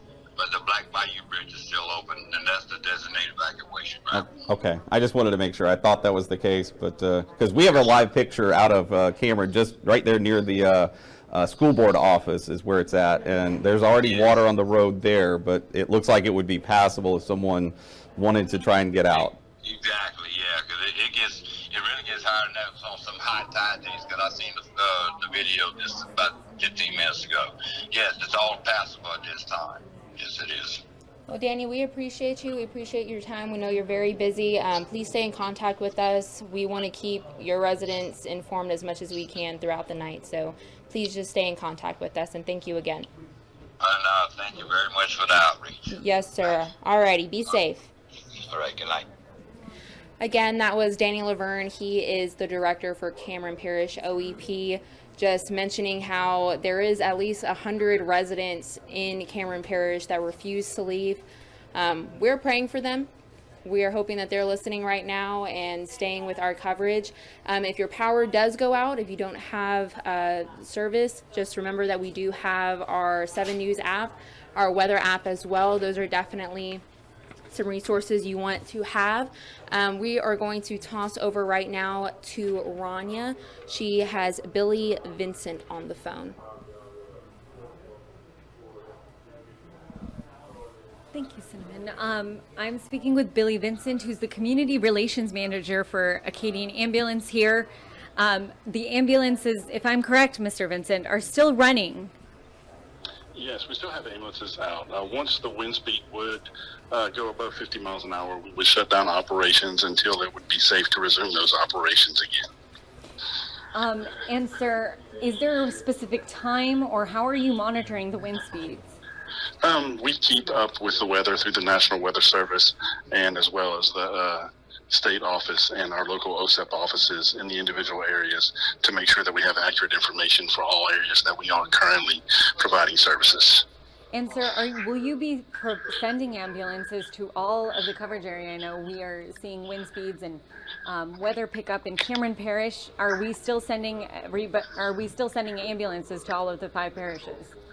Yes, we still have coverage in all parishes around Calcasieu, Swift Calcasieu, Cameron, Beauregard, Jeff Davis, and Allen, and we still have services in all the surrounding parishes around there. We're still fully functional in every area that we cover. And sir, all of the emergency rooms, of course, are open as well. Yes, to the best of my knowledge, all emergency rooms are still open and are still running with their normal services. Obviously, as things change, that would be updated and that would be made public as well. Sir, after the storm and after, I guess, the 50 miles per hour winds pass, how soon do you guys get on the road? Oh, immediately. As soon as we're given the green light, we start responding to any calls that may have come in that we could not take care of during that time frame, and start taking care of those at the exact moment we're allowed back on the road. And sir, in terms of power outages, what's the best way to contact you? So the best way is to always call 911, and they will make sure to get the appropriate resources en route to you, because sometimes an emergency just isn't us. We may need other resources to get to where you're at, and 911 has the ability to multi-dispatch all needs to you at once. And sir, are we expecting a delay due to the inclement weather? Are there more ambulances out? Oh no, if needed, we have resources that we can pull from the state to augment any response that we may have, so we don't see any shortfall in any assets or needs that we may have to respond to this event. Sir, how does the pandemic really alter your guys' emergency procedures? I know for some of the emergency rooms, you have to still wear a mask if you'd like to go in. Yes, so we still make sure that we wear the appropriate PPE for any call that we may have, and as well as responding to any facility that may require a certain level of PPE. And then if we're doing evacuations and we have COVID patients, we make sure we have the appropriate PPE for us to transport those patients. And sir, you also mentioned that there are sometimes due to the power, there are certain, for example, medical devices that could run also out of power. Do we communicate that to you? Yeah, so if someone is dependent upon electricity for medical devices or something like that, and they lose power, they need to contact 911 immediately so that we can make sure that we get them the appropriate resources to get them picked up and relocated to a location where they'll be able to use those medical devices again. And sir, again, with the weather, it's just the wind that affects you guys, correct? Well, yeah, obviously the only other thing that would affect us would be flooding of roads, and we would have to, if there was no other way around another route, then we would get with the local emergency rescue services to provide us with a rescue mission to get to the individual to provide the care needed. Thank you so much, sir. Is there anything I missed you'd like to add? There's nothing that I can think of. Thank you so much for your time. Thank you. We have Jillian Quarter next in Lake Charles on Ryan Street.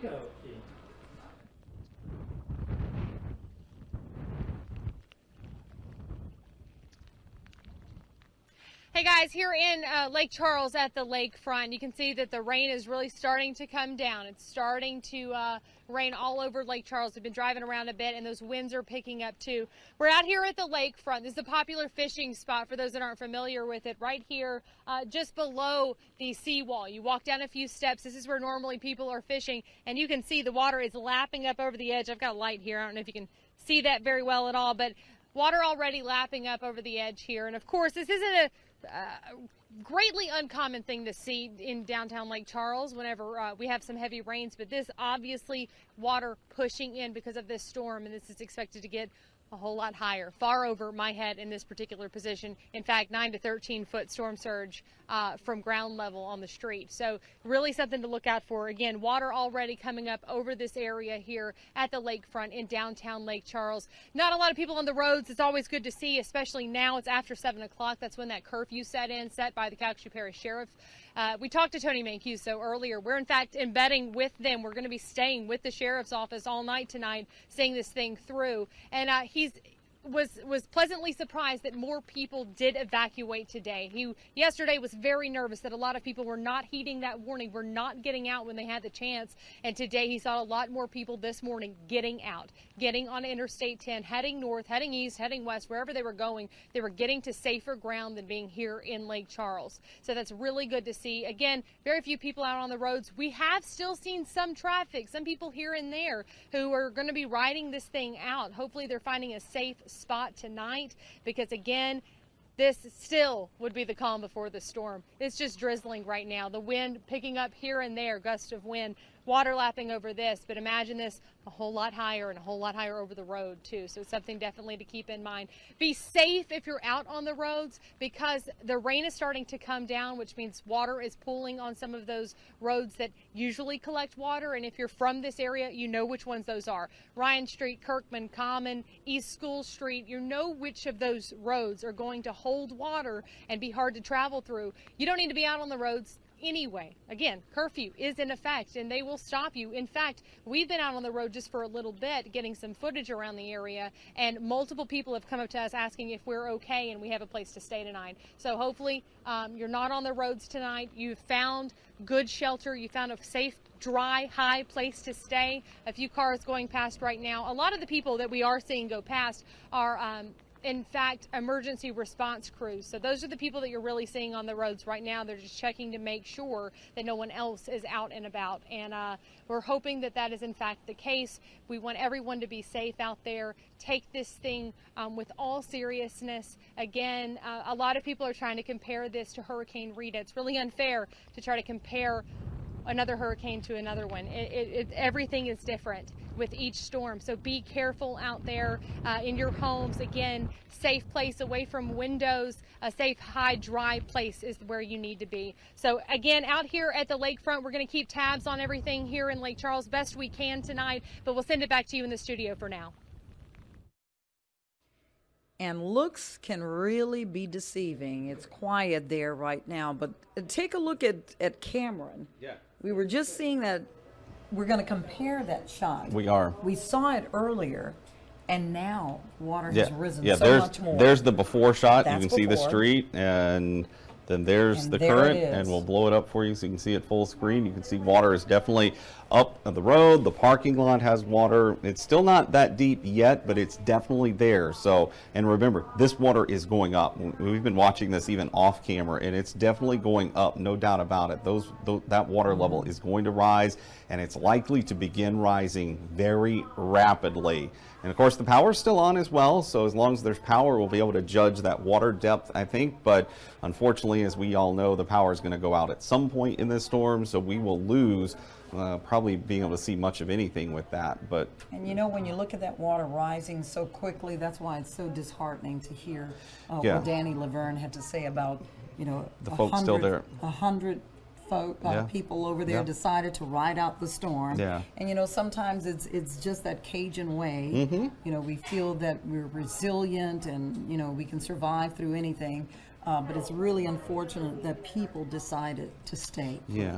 Really anywhere in Cameron Parish, to be honest, but especially at the coast. That's the one that's the most disconcerting to me, that someone would think it's okay to stay at Johnson Bayou or Holly Beach or in Cameron or Grand Chenier, you know, right next to the Gulf of Mexico, where you know the water is going to come up. But even inland, you know, we've stressed for days this storm surge potential wasn't going to be just at the coastline, that was going to go farther inland. So, and I get it, you know, a lot of buildings are elevated in a little bit, and I think that maybe is giving that false sense of security. I don't know, trying to read a little bit here into that maybe, but unfortunately, you know, even if you are in an elevated home that's 15, 20 feet in the air, you might be thinking, well, I'm above that water height you keep saying. Well, yeah, you might be, but there's wave action on top of that could be double that height. And that still means your home or whatever building is going to be slammed by those waves that's going to hit it. And that's just like a wrecking ball that could be hitting your home. So even if you are elevated, that doesn't protect you all that much, especially with a storm this strong. If this was a Category 2 or 3 storm, you might, and I stress might, be okay in that. But this is not a Category 2 or 3 storm, as we know. And storm surge is the most dangerous aspect of a hurricane as far as death. Right, yeah. Storm surge is the one that's the biggest killer, because a lot of people get trapped in their home. You know, if you stayed in your house and then the water starts rising, you don't have anywhere to go. So you have to start going up. You get into an attic maybe or something, and then, you know, if you get to that point and it keeps coming up, what do you do? And that's the problem with storm surge. That's why I've tried to stress, for the last 2 days that this was going to be worse than Rita. So use that as a judge. And unfortunately, yeah, surge is the biggest issue. Wind is a problem too. I don't want to make too much light that it's just wind, because, when we're talking the amount of wind that we're dealing with, that still can cause catastrophic damage to homes, and maybe not just the wind itself, but it can cause trees to fall. And, during Rita, that seemed to be what caused, I'd say, a lot of damage for sure. Were trees that fell. That was the dominant force. But this storm is stronger than Rita. And here we will have trees that cause damage, yes. But because we're up to 150 mile per hour winds, we're into the level now where you're potentially destroying homes just with the wind, with nothing else involved, not a tree, not a tornado in a storm. It's the pure wind that could destroy. Because think about this, if the wind gets into your home, it has to get out somewhere. So if it breaks a window or knocks a door down, that wind gets pushed in, and it's kind of like a balloon. You blow up a balloon and you keep blowing it up and eventually it pops. Well, that's what's going to happen to a building, your home or whatever.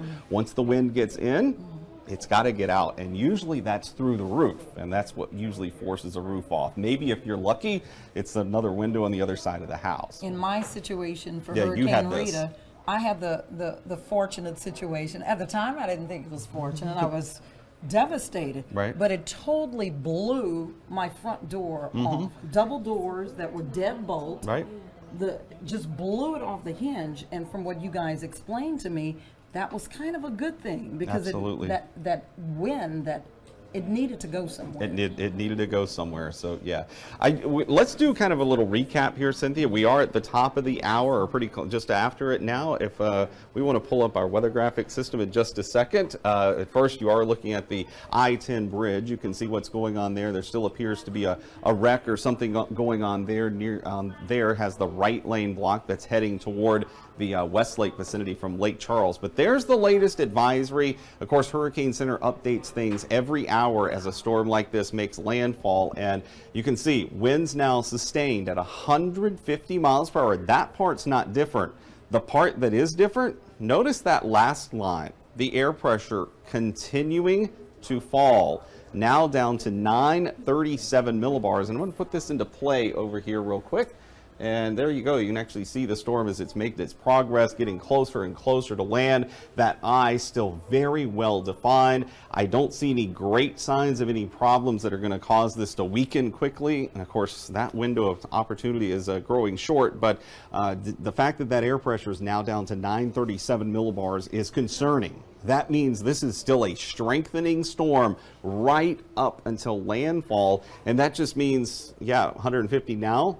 That still leaves open that window of opportunity for this to potentially become a Category 5 hurricane before it makes landfall. And, Cynthia and I were talking a minute ago, really it doesn't matter if it does that or not, because the 7 miles per hour difference to go from where it's at now to Category 5 really doesn't matter at all. To see the difference between that is not going to change anything at all. The damage is going to be the same. Storm surge will be the same. The only thing that would be different if it were to go to Category 5 would be the history book notation, that this would be interesting in the fact that Category 5s are relatively rare, and to have one make landfall would give a note in the history book, if you will. So please don't think that, well, if it makes it, that makes it even worse. Sure, it is a little stronger, but very little difference between where we are now and where we are at Category 5. If this had another 12 hours offshore, I would be even more concerned that it could continue its strengthening progress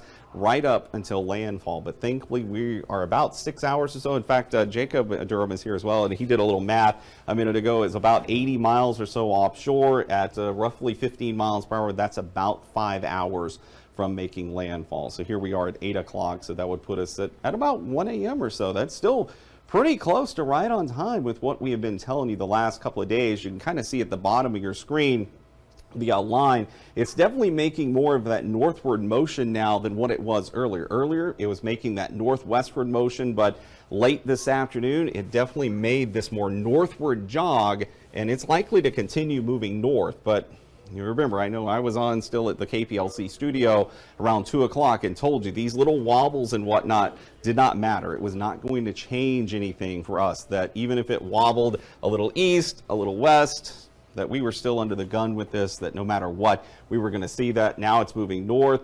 Even if it wobbles left, right, because you can kind of still see those little lines where they kind of snake along west to east, doesn't change things. This storm is still so wide. In fact, Jacob's right off camera. I'm going to let him switch this over to radar, if you will, and we'll kind of do what we were doing at the studio earlier, and we'll do a little math and show you the screen. We'll take it a second to load. There's the radar. That's the Lake Charles and Fort Polk radar. Some light rain beginning to fall in Lake Charles, but we'll head offshore and show you what's going on there. You can see the eye. Let's do the math again on that, Jacob, and kind of show folks from Cameron to the coastline to the eye. You can see now about 76 miles or so. That is still roughly about 5 hours. Just shy of that is how long before that will make landfall. But let's do the width of the eye again, and you'll notice we did this earlier and it was 40, I know, the first time I asked you to do it. Then we were down to 30, and now we're down to about 25 or less. Yeah, it's still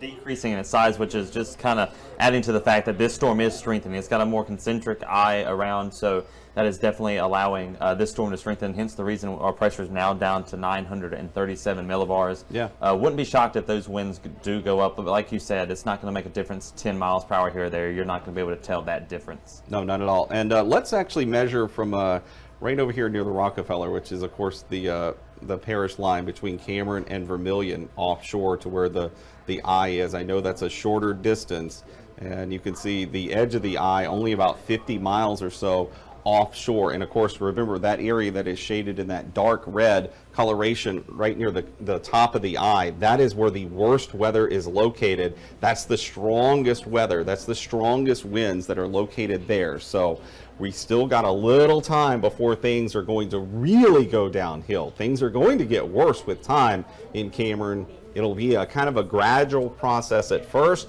and then things rapidly get worse exponentially with time. It's just going to be a very quick thing once we get, I'd say, in another 3 hours or so, probably say closer to 11 o'clock maybe for those in Cameron. For those few of you that have stayed in Cameron, things probably aren't going to change much in the next 1 to 2 hours at least, and then definitely getting worse much more rapidly with time as we head later on tonight. So that's kind of the reset of things. I've been watching the Hurricane Hunter plane. They're out there as well. Actually, 2 different planes are out there surveying the storm. They'll continue to do so as long as this storm is over water. Once it's over land, they will stop doing that, since we don't need their services once it's over land. We'll have some of the land-based reporting stations to help as long as they stay up with power. But once again, the dangerous Hurricane Laura getting closer and closer to landfall, and likely to make a landfall sometime later on tonight. Again, likely sometime just after midnight across southwest Louisiana. So I'm going to bring in our reporter Ashley Joseph, and she has Vinton Mayor Kenneth Stinson on the phone. So come on in, Ashley, and let's hear from Mayor Stinson. Yes, so Mayor Stinson, thank you so much for joining us. First, just tell me, where's your location right now? I'm actually in City Hall in Benton. So you're riding out the storm. Kind of give us an update. Tell us, what are the conditions looking like as Laura closes in on the Benton area? About between 4 and 5 o'clock, we had one of those squall bands come through, and it dumped a pretty good amount of rain. I'd say probably a half to 3/4 of an inch in a pretty short period of time. But since then, we haven't really had anything but just some sprinkles. In fact, the sun came out and there was a rainbow. It was really one of the prettiest rainbows I'd ever seen. But we know the worst is coming, but right now it's just, we have a light sprinkle outside. I just walked outside before you called me. Gotcha. Now, of course, we've been preparing and keeping the public informed on all of the preparations leading up to Laura. Kind of tell us, what did those preparations look like in the Benton area? Were there shelters set up? Did you guys provide resources for people to get out of there in time? Well, the parish did, Calcasieu Parish did, and we were very grateful for that. They came out with buses and picked those people up that wanted to leave, took them to Burton, and then they were, taken from there to other shelters. We didn't offer any shelters here because of the situation that we were in. We were urging people to leave. Yesterday, the news wasn't quite so bad, So a lot of people were deciding to stay, but when things kind of started ramping up and the storm looked like it was going to, intensify, a lot of people did leave. I would say we probably 50% of the people stayed, 50% left. I'm just guessing right now. Our police department did reach out on Facebook and ask those that stayed to contact them and let them know, so in the morning when we go out, we can go be checking on them, making sure they're okay. For sure. Have you guys had what's it been like call wise? Have you guys gotten any calls within these last few hours here from residents who may have stayed, maybe thinking they made the wrong decision? Kind of, have you guys performed any search and rescue efforts at this time? No, ma'am, we have not. Our police department, our fire department are both manned very well for this situation that we're in. They've been out and around. They have come in and started parking at things because, as you know, when the wind reaches about 40 miles an hour, they're going to hunker down so that, they're not injured or whatever. So when the time does arrive that they have to do any kind of rescues or go find people or help people, they'll be able to. For sure. With the projections of the damage and the strong force winds that Laura could bring to this area, kind of talk to me. I want to talk to you now a little bit about storms in the past. Southwest Louisiana is no stranger to storm activity. Kind of talk to me a little bit about your biggest concerns concerning Laura, and kind of what was some of the recovery efforts due from the last hurricane or the last major storm that we saw in Vinton. Kind of talk to me about what are you most concerned with, given with this storm? Well, with Rita, I guess, was the last major storm in 2005, and this storm is following pretty much the same path and a lot of the same characteristics. We do our own electric here in Benton, so really electricity is my biggest concern. We're going to have a lot of trees down, a lot of power lines down, that we're going to have to get out there and get the roads cleared and get the power back up. In Rita, we were out about 2 weeks on power, so I'm hoping it won't be that, but we don't know right now until we see how this thing comes through. Also, water. We just want to make sure there'll be damages and water will be coming out of broken pipes. So we want to get out in the morning and shut those off and make sure that we keep our potable water supply up and running. Other than that, it's just the safety of the citizens also. Those that stayed, we want to get out and make sure they're all okay, and make sure there's no injuries or anything else. For sure. Any last words for those residents that that did stay, Mayor Stinton? Kind of take us into the atmosphere right now. You are one of those who are planning to ride out the storm. Kind of tell me what's your state of mind right now? Well, I'm not going to mince words. It's scary. With the increase in the speed and all that, I'm concerned. I'm concerned for our community. I'm concerned for those people that stay. I ask the people to just stay in their house, stay in the center room with no windows. Just do the best you can and know that our people will be here. But during those times, we're not going to be able to get out and help them. We're not going to be able to put our people at risk to come out and help them. But as soon as the weather permits, our fire department, our police department, our public works will be out, and we will be doing everything we can to help our citizens. Again, thank you so much, Mayor Stinson, for taking the time out to speak to us. If you don't mind, we'll definitely want to keep you on standby and check in with you later on just to see what the conditions are looking like there in Vinton. Thank you. I doubt there's going to be any sleeping tonight, so call anytime. Thank you. And now we'll turn it back over to Chief Meteorologist Wade Hampton. Yeah, and continuing to watch the latest radar picture here with respect to Hurricane Laura. It's been a long couple of days. I was almost going to say tropical storm, Cynthia, but Hurricane Laura, and somebody correct me if I say a wrong name too, because it's been a long couple of days. Certainly understand. Yeah, we've both been there, haven't we? But yeah, you can see the radar picture here, and let's do another tour. We'll start here. Let's show those couple of rain bands that are moving through Lake Charles first. Meteorologist Jacob Durham is here helping out as well. Of course, earlier you saw Ben Terry and meteorologist Zach Fradella. We appreciate his help from our sister station, WVUE in New Orleans. Really appreciate having the help. And of course, we really appreciate all the folks here at WAFB being so hospitable to us to allow us to come over and take over part of their newsroom. But there's the rain. You can see some very light. Good news, it is just light rain, but it is rain nonetheless all the way along I-10 from Orange to Lake Charles to Jennings and all the way over to Lafayette. But I know it looks light. You might be saying, well, that's nothing. Well, still, even if it's light rain, it still can push stronger winds from a little higher up down to the ground level. But as you can see, coming up from the bottom, let's move a little farther south there, and you can see the kind of more yellow colorations coming into the southeast corner of Cameron Parish, the southwest portion of Vermilion Parish. That's a little bit heavier rain, and that's where the wind is going to be even stronger yet. That's probably where the strongest weather is at this moment, is there in the southeast corner of Cameron Parish. So places like the Rockefeller Wildlife Refuge over to all the way over to near Grand Chenier, and things are going to begin to go downhill even around the Grand Chenier area very soon as well, and you can see that as well. And of course, if we widen back out and kind of go offshore, you'll notice that the stronger storms, there's some stronger storms. Actually, can you stop the loop there real quick, Jacob? And actually, you can see some of those heavier bands, the darker colorations there. Let's kind of measure those if you don't mind, Jacob, and we'll actually show how far those are off the coastline as far as the distance is concerned. Keep going over to your right. There you go. Nope. That one. There we go. See, those are only about 10 miles off the coast. Now, they're going to keep moving in a westerly direction, but they're getting closer and closer, and we begin to see those darker reflectivities, as we call it here in meteorology, those darker colors on the map of the radar. That's where you have the stronger rain, the stronger wind is going on in those specific storms. So when those begin to move ashore, expect it to get very gusty. Winds could gust over 40, 50 miles per hour as far as with those specific storms. And of course, it'll only get worse. You can see at the very bottom of the screen, that really dark red, that's the eye wall. That's the northern eye wall. That's where you're going to have the really, really, really bad weather. And again, that's not too far off the immediate coastline either.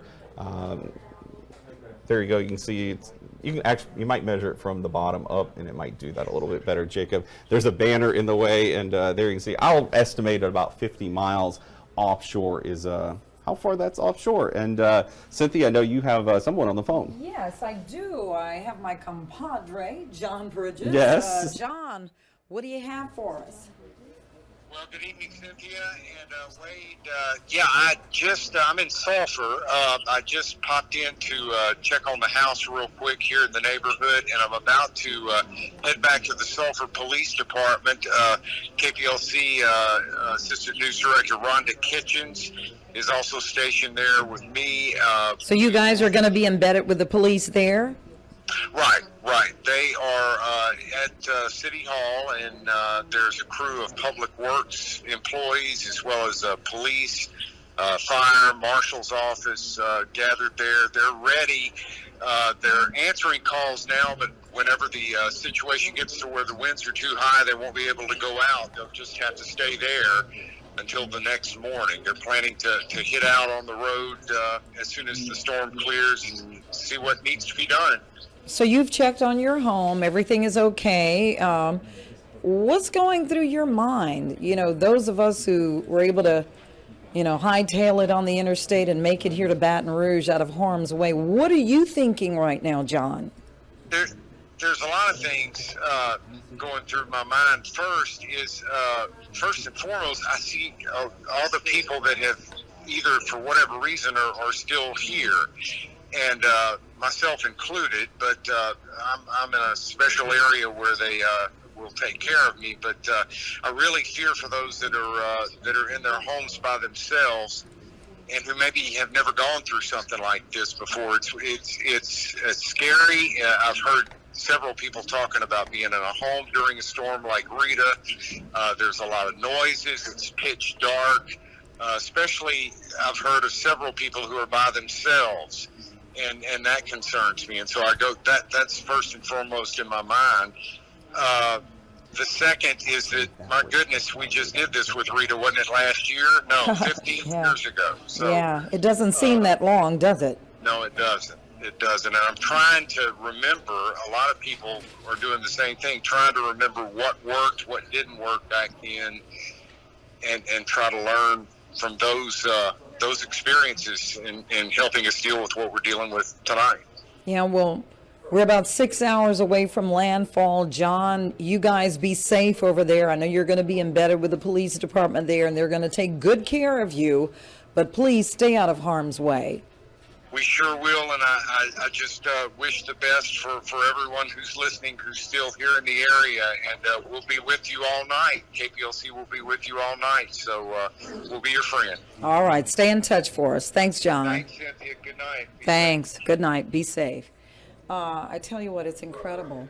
You know, it's incredible hearing about it from Cameron Parish. It is. From Danny about people who decided to stay, and now John tells us the same thing in his neighborhood in Sulphur, and we can only hope the best for them. Yeah, that's all we can do at this point. Yeah, because it's too late. Yeah, it's really too late to really think of getting on the road because you know, the biggest problem would you know, if you tried to get on the road. I know you might be seeing that radar picture and thinking, well, boy, it sure isn't raining a whole lot. Maybe it would be okay. You know, in a normal sense, yes, you might. But my fear at this point is if anything goes wrong, you have a flat tire, you run out of gas, because finding gas is a problem. You and I ran into that. You wanted to stop for some fuel, and you went to 2 stations that did not, and then finally the third did. Finally, third time's a charm. And this is over here. That was just outside of Baton Rouge along US 190. So I know it's a problem in Lake Charles. I know I tried last night and had to go to probably a dozen stations to find gas. So that's a problem. And wrecks. You know, there could be a wreck that could cause problems too. I've got a phenomenon that I want to ask you about as I watch that. Of course, this is a big storm. It is. And we're talking about Southwest Louisiana. But people in Lafayette, I know there are a lot of people in Lafayette who decided that they weren't going to leave. Yeah. Are they going to get the brunt of this storm, or are they going to get a lot of it? They're going to feel a lot of it. And I know some friends that went to Lafayette to ride it out, which is better because the storm surge isn't going to be as much of a problem. So from that sense, you're okay. But yeah, you're still, you know, Lafayette's there. If you kind of move down, that would be about right there on the screen. And yeah, you're still going to feel at least very strong tropical storm force winds, maybe even near hurricane force winds, especially gusts. Gusts to hurricane force are still going to happen in Lafayette. It's just we won't be talking about these triple-digit wind speeds that most of our viewing area is going to see, but certainly yes. And of course, anytime you talk about winds, tropical storm force or so, that's enough to cause power outages potentially. So, you know, that's another problem to think about. So those of you in Lafayette, I would expect there could be power outages, probably more sporadic than Southwest Louisiana. All right, we're going to check in with Lindsay Thompson, who has Gregory Hennigan on the phone, and Gregory is with the Golden Nugget. Hey, Gregory, can you hear me? All right, well, first I just want to ask you, what kind of things you're getting ready, getting prepared for the impact of the storm at the Golden Nugget? So we've basically removed any object that can be turned into a flying projectile, so to make sure that none of our windows are broken. We've also boarded up many of our doors on property and sandbagged as well to try to keep out any storm surge. So we feel that we're pretty ready. Mm-hmm. And what kind of damages are y'all concerned about? Y'all are close to the water over there. Are y'all concerned about the storm surges or the wind, or what's the most concern you have right now? Really, the storm surge is our biggest concern. So we're sitting about 12 feet above sea level. You know, some of the maps that we've seen have indicated that the surge may exceed that. So that's our biggest worry, because, you know, water just does a tremendous amount of damage. And are there any plans for guests in those lower rooms in case of flooding? What are y'all's emergency protocols in that aspect? Yes, so we've set up laundry carts in our ballroom filled with blankets as well as water. So if there's any danger, if any guest has a window blown out or their rooms start to experience storm surge, we'll get them to the ballroom and they can ride out the rest of the storm there. And do you believe the Golden Nugget is a sound building enough to sustain a Category 4 hurricane? I believe so. You know, it's pretty well fortified. It's you know, it's being the newest building. It was built to the greatest standards. But you know, once you have that storm surge, once water can get in, it's tough to fight a surge anytime. Mm-hmm. And can you just tell us what you're seeing right now, since you are in the path of the hurricane? what you're seeing right now and what your main concerns are for yourself. So right now, when we look outside, it's still relatively calm. We really aren't, it's breezy, but with very little rain, and we aren't seeing much at all. But as obviously as the night progresses, we expect to see a lot worse. So we'll be up, we'll be ready to help guests, and we've got a pretty good team here. So we hope for the best. All right, and I just want to thank you for speaking with us today, and you stay safe, all right? You as well. Stay safe as well. All right, now I'm going to toss it back to Cynthia. All right, and we've got some information from DOTD. We just found out that the Interstate 10 westbound has been shut down from the Atchafalaya Basin Bridge to the Texas state line. Once again, I-10 westbound has been shut down from the Atchafalaya Basin Bridge to the Texas state line. Yeah, absolutely, Cynthia. You can understand why this storm is increasing in intensity and is still moving up from the south, and it's going to be affecting areas right along I-10 heading westbound. It's not safe to get out and travel. We've been telling people it's already too late to evacuate, and this just go ahead and kind of adds to what we've been saying as they have shut down the westbound lane. I guess eastbound is still open, but we are still going to continue to track these heavier rain bands moving in from the south as Laura does approach the coastline once again about 5 hours away from landfall. So we're definitely going to be tracking very strong winds moving through Cameron Parish. Now you can see those heavier rain bands making their way through our region, and only the worst still to come as the eye wall begins to make its way towards southwest Louisiana towards the Cameron Parish coastline. If we kind of take a look a little bit closer into Cameron Parish, you can take a little bit a closer look. You can see some of those heavier rain pockets moving through the Grand Chenier region, pushing back up into Cameron Parish as well. And as Wade alluded to just a minute ago, some of those heavier rain bands, those dark oranges as well as those reds indicating some of the stronger storms, they're moving onshore, and this is all pushing all that water onshore as well. We took a look at the Cameron coastline just a little bit ago in downtown Cameron, right there near the motel, the gas station that is along Highway 82, that has been since covered with water. It's been rising quickly. And it's been rising quickly. As you mentioned, we've been watching it here live, and that is continuing to show just the power of these winds pushing all that surge in, and it's only going to get worse as we head through the overnight hours. So you might be dealing with tropical storm force winds in Cameron now, but give it another hour or two and we're probably going to be dealing with more of those hurricane force winds. Conditions going down. When we saw Jillian earlier in Lake Charles, and just quiet and peaceful. Yeah, absolutely. Hardly any rain, but those looks can be deceiving. Exactly. That's the thing. We've been looking in Lake Charles and kind of talking to people, and the guy we just interviewed from the Golden Nugget, he said that it was, calm and peaceful out there. And so don't let your guard down if you're still in Lake Charles. I want you to go ahead and know that we are expecting hurricane conditions, and we're going to be seeing that coming up relatively shortly. Right now, we're still expecting a 12 o'clock to 1 o'clock landfall with this system, so it's something we're going to have to continue to watch. But yeah, I know we talked about a couple of people still left in Johnson Bayou towards Holly Beach. If you're there, you need to be in the interior part of your house right now and hunkering down. All right, we're going to have Cinnamon Cornell come on with us because she's going to talk to somebody who's got some information about the shelters in Beauregard Parish, right?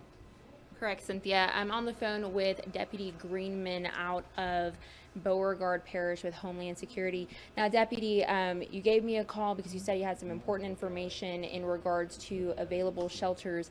We are live here with plenty of residents watching. Please let us know what they need to know in regards to shelters in Beauregard Parish. Yes, ma'am. We have currently reached our capacity at the Pinewood Elementary Shelter here in DeRidder, and had to open up a secondary shelter at the First Pentecostal Church here in DeRidder, which is located at 120 Malone Street. That shelter is also starting to reach capacity, and we will be shutting that shelter down within an hour. I would advise the citizens, if you have not evacuated yet, then you need to go ahead and start taking shelter in place now. Time is definitely running out. Yes, sir. Now, do you have a time frame of when that second shelter that you mentioned will be shutting down? Again, we are starting to reach that capacity, so probably within an hour. Now, the two shelters that you've mentioned, how many people were y'all able to take into that first shelter that you mentioned? It's at capacity. How many people are there? 75. We're trying to stick with the guidelines for the CDC recommendation because of the COVID situation. And that second shelter, when it's at capacity, how many people will be there? and 75 as well. So 75 at both shelters. Now, as you mentioned, in the height of this storm, while we are going through this right now, we also have to be aware of COVID-19, of the pandemic. What has that been like with just navigating that along with the storm? We have officers at these shelters, and we're trying to maintain that social distancing. We haven't had any issues at this time with that.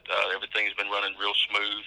Most of our people who are sheltering in place, or sheltering at these shelters, they're elderly, and like I said, they're really doing a great job doing the job out there and keeping that social distance. And Deputy, the people that are coming to these shelters, obviously, you know, here within the next several hours, the storm is going to be making landfall. How long do you expect the people to remain at these shelters? We are going to hold them until the wind starts receding below 45. We are going to reach out to GOSEP and try to get them out of here because we're expecting quite a bit of damage within our parish, and trying to get state to assist us with that.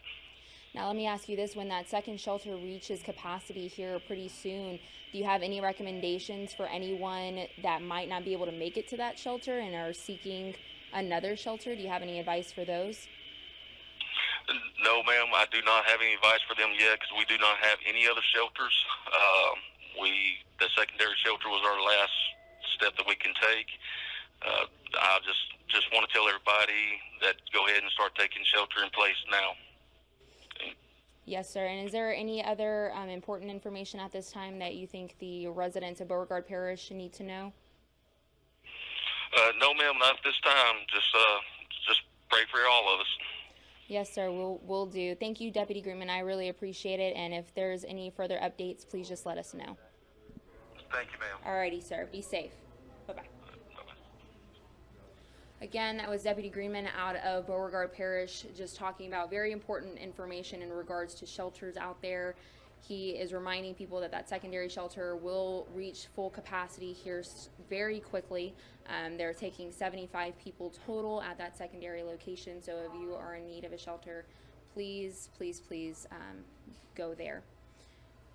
All right, thanks a lot, Cinnamon. Appreciate the coverage on that one, and good to hear that information as well. There's a look at the radar one more time, and you can see those rain bands continuing to move closer and closer to the coastline. Some heavier rain, which again, we're not concerned about the amount of rain as much here, but remember, when you see the heavier rain showing up, that's an indication of where the stronger winds are occurring. So again, I cannot stress enough, things are going to go downhill at a slow pace initially, and then at a very rapid rate, things will go downhill in Cameron Parish. And again, if you're watching us in Cameron Parish, you're one of those that have decided to stay, it's just too late to think about leaving at this point. If you're north of there, there's a very minuscule window left, maybe if you really wanted to do it. But at this point, I think it's worth saying you need to plan on staying in wherever you're at. Find that safest spot in your home. And I can't stress this enough. Maybe if you just started watching this, what I recommend is treating this as if it was the tornado idea.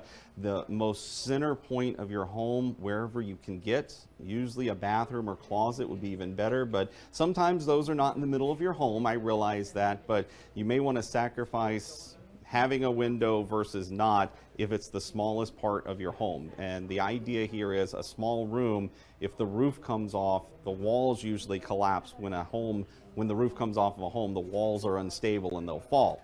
So if you're in a small room like your bathroom and the walls were to fall, odds are they're going to hit other things besides you in it, meaning they may hit the other wall on the other side. It may hit some of the bathroom appliances like the tub, especially if you have a cast iron tub. Remember, even a steel tub. Remember, that's another layer of protection in there.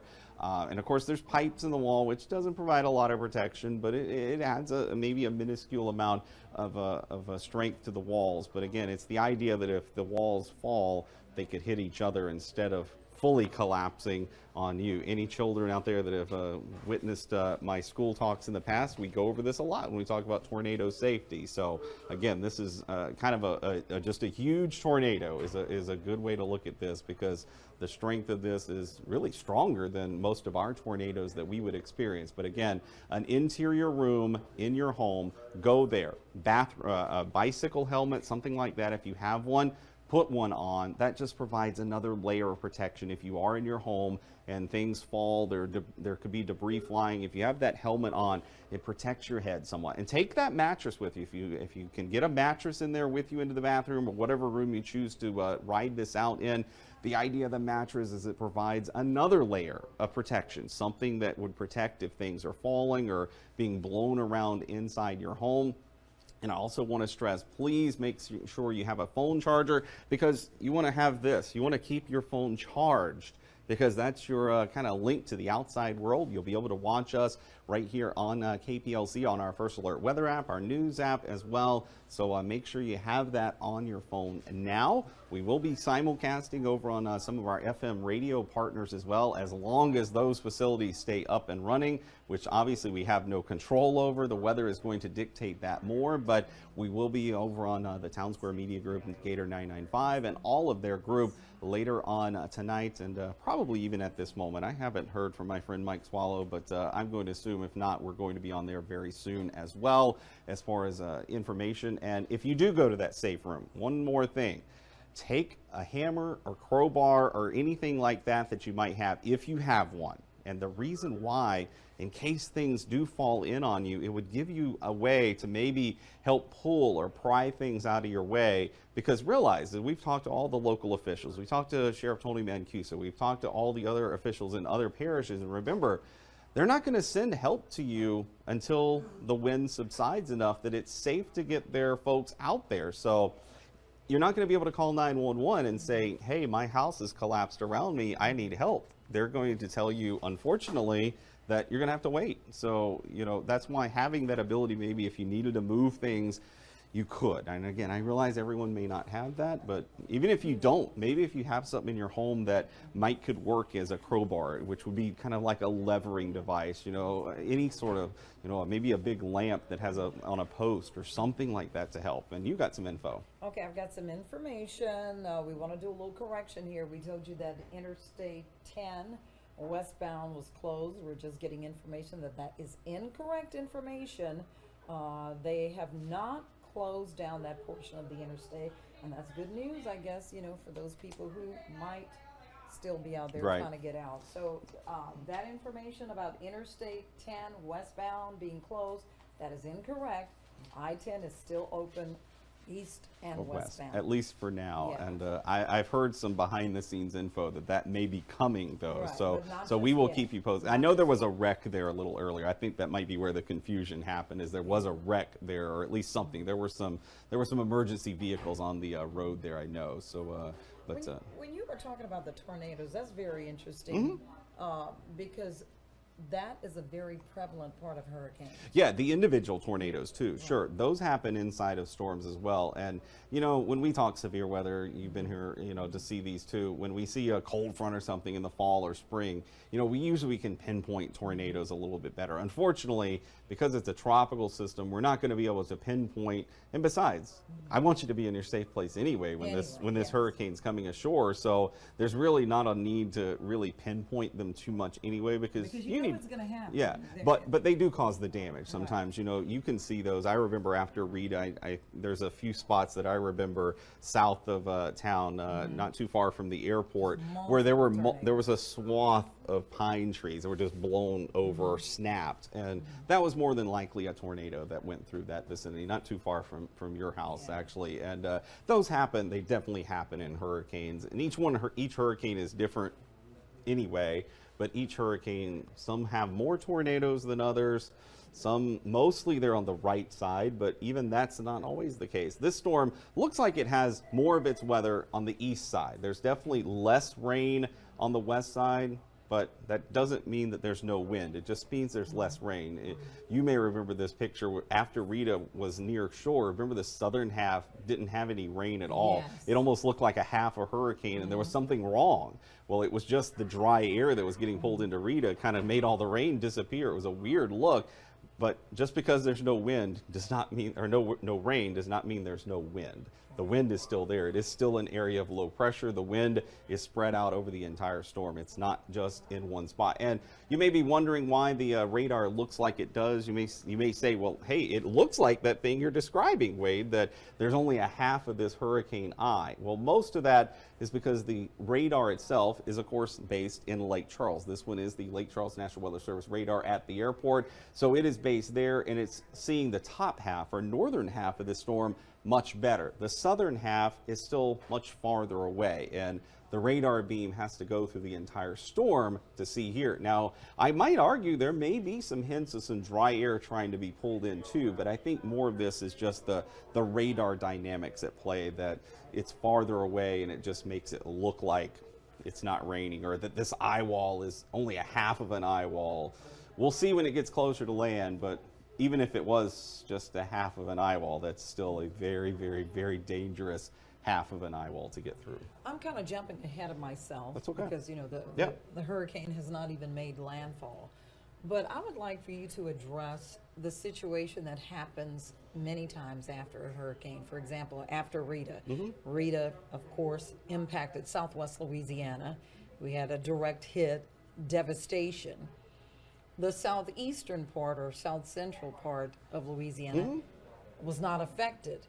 But the day after the surge, the folks had to evacuate. They thought they had made it through the storm because they were not supposed to be affected by Hurricane Rita, and they weren't because we took the brunt of it.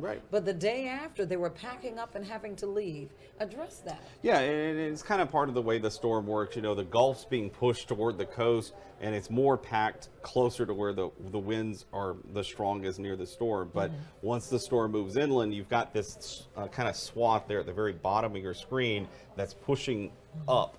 Now, it's not as strong, but it's still strong enough that you get that surge. And some of that comes down to just the way our coastline works, because it's such a very shallow coast anyway, even across the entire state. So it doesn't take much to push that water and to into swell that area. all those tributaries. Absolutely, absolutely, yeah. So that's kind of where we stand as far as the radar is concerned on hurricane lore. There you can see once again the close-up view of the radar, and you can see the center of circulation getting closer and closer. Let's do a quick measurement on that, if you don't mind, Jacob, while you're right there. While Jacob's getting that, I'm going to do a correction to the correction. You're right. We initially said that I-10 westbound was closed, and we were told that was not correct. Now we've got a correction saying I-10 westbound will be closed right now. So it's happening now. I-10 westbound from the Atchafalaya Basin Bridge to the Texas state line. So I-10 westbound is closing right now. Yeah, and not surprising to see that, because they just don't want folks on the road at this point, and it's going to get much more dangerous with time tonight as the wind begins to pick up. They don't want folks out there on the roadway. I asked Jacob to do a quick measurement on that, and you can see now we're down to 67 miles or so from the coastline of Cameron, or from Cameron itself to offshore. We're still moving at, what was our speed? We're still at 16 miles per hour. So it's hard to talk and do two things at one time. So 67 divided by 16. 15, sorry. But give or take, yeah. So roughly, like I said, it helps when the phone cooperates, about 4.5 hours or so from landfall. So we'll continue to watch that. There'll be another update coming in about 15 minutes from the National Hurricane Center as far as the track and more importantly, or not the track, but the wind speed and the air pressure, and we'll see how that is. We're going to turn it over to reporter Teresa Schmidt. Teresa? Wait. I had received a phone call from somebody in the Lake Charles area who had already evacuated to a safe place and was concerned because one of their family members was still at work in one of the industries. And so I contacted Jim Rock, who is the director of the Lake Area Industry Alliance, just to talk to him a little bit about how this works and who has to work, and are people forced to work, and are people in danger, and that sort of thing. And so, first of all, he told me that he believes at this point that all of the plants have shut down and secured their facilities, and that they are ready to ride out the storm. Now, you know, some of the plants don't have to have anybody there holding things down, but others have employees inside, and they call them the ride-out crew. And apparently they have to be there in order to, you know, monitor things like the levels in tanks and that sort of thing. And so they have to have, I guess you'd call it a skeleton crew, kind of monitoring everything continuously, and making sure that everything is safe, and also making sure that ultimately when the storm passes that they can start up again. Now, of course, employee safety is very important for this ride-out crew, these people who have to be there to keep things running. He says that the people who are members of the ride-out crew are in buildings that have been rated for hurricane force winds, and of course they have food and supplies. But he says that that only involves a very few employees. We also talked a little bit about, you know, what happens when the hurricane hits these facilities. I mean, we've all been horrified to see what it does to some of our homes and other structures. Well, he says that all of these petrochemical plants and the oil refineries have been designed to withstand hurricane force winds. And so these plants, after the storm passes, these plants should be there and standing ready to start up once the storm has passed. Now, I remember Harvey in Houston, and there were a lot of people who were upset about leaks and spills and that sort of thing. And so I asked him, you know, do they think that we're going to have this kind of problem after this storm passes? He admits that whether that is a problem in our area will depend on the severity of the storm. In other words, on the wind speed and the storm surge. Damage is always a concern when they try to restart these plants, but he says what they do is they send in storm inspectors, and anyway, they try to make sure it's safe, and if there are any repairs that need to be made, they do that before they attempt to start them up. So back to you.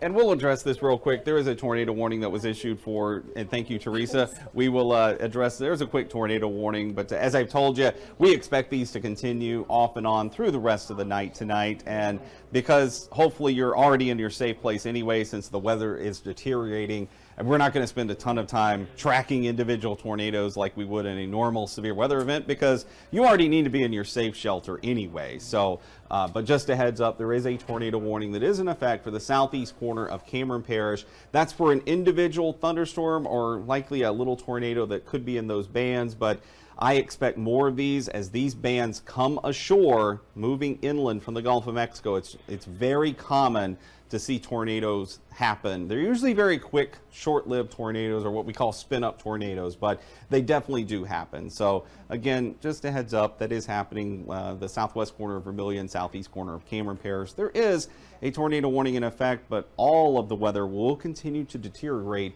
through the rest of the night tonight. Happening in Cameron now, and it will only get worse with time across southwest Louisiana. So keep that in mind, that things are going to continue to get worse. Let's pull up the track one more time, and we'll talk. Once again, I'm expecting an update sometime in the next 10 minutes or so from the National Hurricane Center. You'll see it because it'll change. It'll say advisory 9 o'clock instead of 8 o'clock. And it'll be interesting to see if there's a change in that pressure, which is now down to 937 millibars. Remember, the lower that number goes, the higher the wind speed. It's what we call an inverse relationship. So lower the air pressure, stronger the hurricane gets. And the reverse is true. We'll watch for that later on tonight. Once it moves inland, we will see the air pressure gradually increase, though we won't have as good a measurement of it once it's inland, because we can't fly the hurricane plane over land, because the way they measure that's with a device called a drop sonde. It's a tube. It's about this long that they launch out of the bottom of the plane, and then it has a parachute and it comes down to the ground. Well, obviously for I hope, obvious reasons. We don't do that over land because we don't want potential flying debris added to a hurricane. So they do not fly over the land areas. But there's the track again. It'll make landfall sometime in the vicinity of midnight. As we get a little closer, we might be able to start trying to do a little bit more direct math and maybe pin down a little bit more precise time. But remember, the exact time is really not important, because even at 20 miles wide, that's still a very large eye. As far as most hurricanes are concerned, it's smaller than it was earlier, but that's still an incredible eye size. That means you're going to be in that eye for potentially an hour, because it's moving at about 15, 16 miles per hour. So if you happen to be in the path where you get the eye, it could be an hour to almost 2 hours as far as in the eye if you were in the direct middle part of the eye. So we have reporter Rania Kaur. She's joining us now, and I'll let you take it over. Thanks, Wade. I actually have Fire Chief Keith Murray from Lake Charles Fire Department on the line here. Fire Chief Murray, mind just telling me about the kinds of calls you have been receiving tonight? Actually, so far it's been very slight. We've made a few down power lines, a couple of trees on fire, a few wrecks on the interstate, but as the night's gone on, it's kind of trailed off. We're just, our department is hunkering down and going to wait through the storm. Most people aren't aware, but we've made it in PSAs clear that whenever the winds get to 40 miles an hour, all public safety is going to stop running, and we're going to remain not running until the winds drop below that. So as we get closer and closer to the landfall, when the winds finally get to 40 miles an hour, we're going to stop running. But at this point in time, nothing really exciting has happened. And sir, if you don't mind, will you be assisting with rescues here tonight? Say that again? Will you be assisting with rescues here tonight? Tonight, there won't be any rescues if the winds are between over 40 miles an hour. Nobody's going out to do anything. But tomorrow or after the winds? Yes, whenever the winds drop below 40 miles an hour, public safety will start running again. And during that time, oh yes, Lake Charles Fire will have probably a lot to do with whatever rescues that have to be done. We don't really have a clue yet how much or what kind, but whatever they are, we're ready to do it. And sir, have you been receiving calls from evacuees and or those that are mostly sheltered in place? Actually, no one's making those kind of calls yet because the weather's not that bad. But during the day, we helped give people rides so they could evacuate, and the rest of them that are shelter in place, we've heard really nothing of it because the weather's really hasn't been that bad yet. And so after the weather does pass through, are you expecting to see a lot of those power line fires or those house fires? And of course, many people have left. So will you guys be, I guess, putting out these fires as you see them, or how is it going to go? Well, during the time whenever the winds are over 40 miles an hour until they drop below, we're not responding at all. But after that, Lake Charles Fire will be going out. And I've been here for almost 32 years, and I've been through quite a few hurricanes. So if we just, since I can't be a gypsy and tell you exactly what's going to happen, I can tell you that that what happens is there is usually always lots of down power lines and that type of thing, and lots of lightning type strikes and a lot of people stranded, and we just respond to all those we can. Now, usually it's very overwhelming. Sometimes we have to call for help, to come and get us, but some of the outside agencies that may be available, we do that through our local OEP. But yeah, we're going to stay out there and we're going to work and try to keep everyone as safe as possible and try to get everything back to normal as quickly as possible. And sir, what advice do you have for people that are coming back and seeing those downed power lines? Should they call and report them? Well, what happens is when people have those down power lines, whenever on a sunny day, a lot of times the truck will stay there with the line until someone comes and does it. Well, since it's going to, sometimes the energy workers are going to be actually working virtually for weeks. We will go out. We will assess how dangerous it is. We will flag it off. So if you see a down power line that has yellow flagging tape all around it, stay away from it. That means that it's live, but we couldn't leave a fire truck sitting there for days virtually waiting for someone to come and do something with it. We communicate with energy, let them know where it's at. We flag it off for the public to know that it's not safe to be around, and then just stay away from it. And sir, if people contact you guys for help, what are you telling them right now? right now we're still responding. It's not over 40 miles an hour yet. So what happens is during that time, if you're listening to the news and when you hear that the winds are at 40 miles an hour, public safety, if you call 911, 911 is going to tell you, hey, we're going to take your run, but no one's going to make it until the winds drop below 40 miles an hour. That's a standard policy across the board with Calcasieu 911 and all of the public agencies. That's not just Spot 4.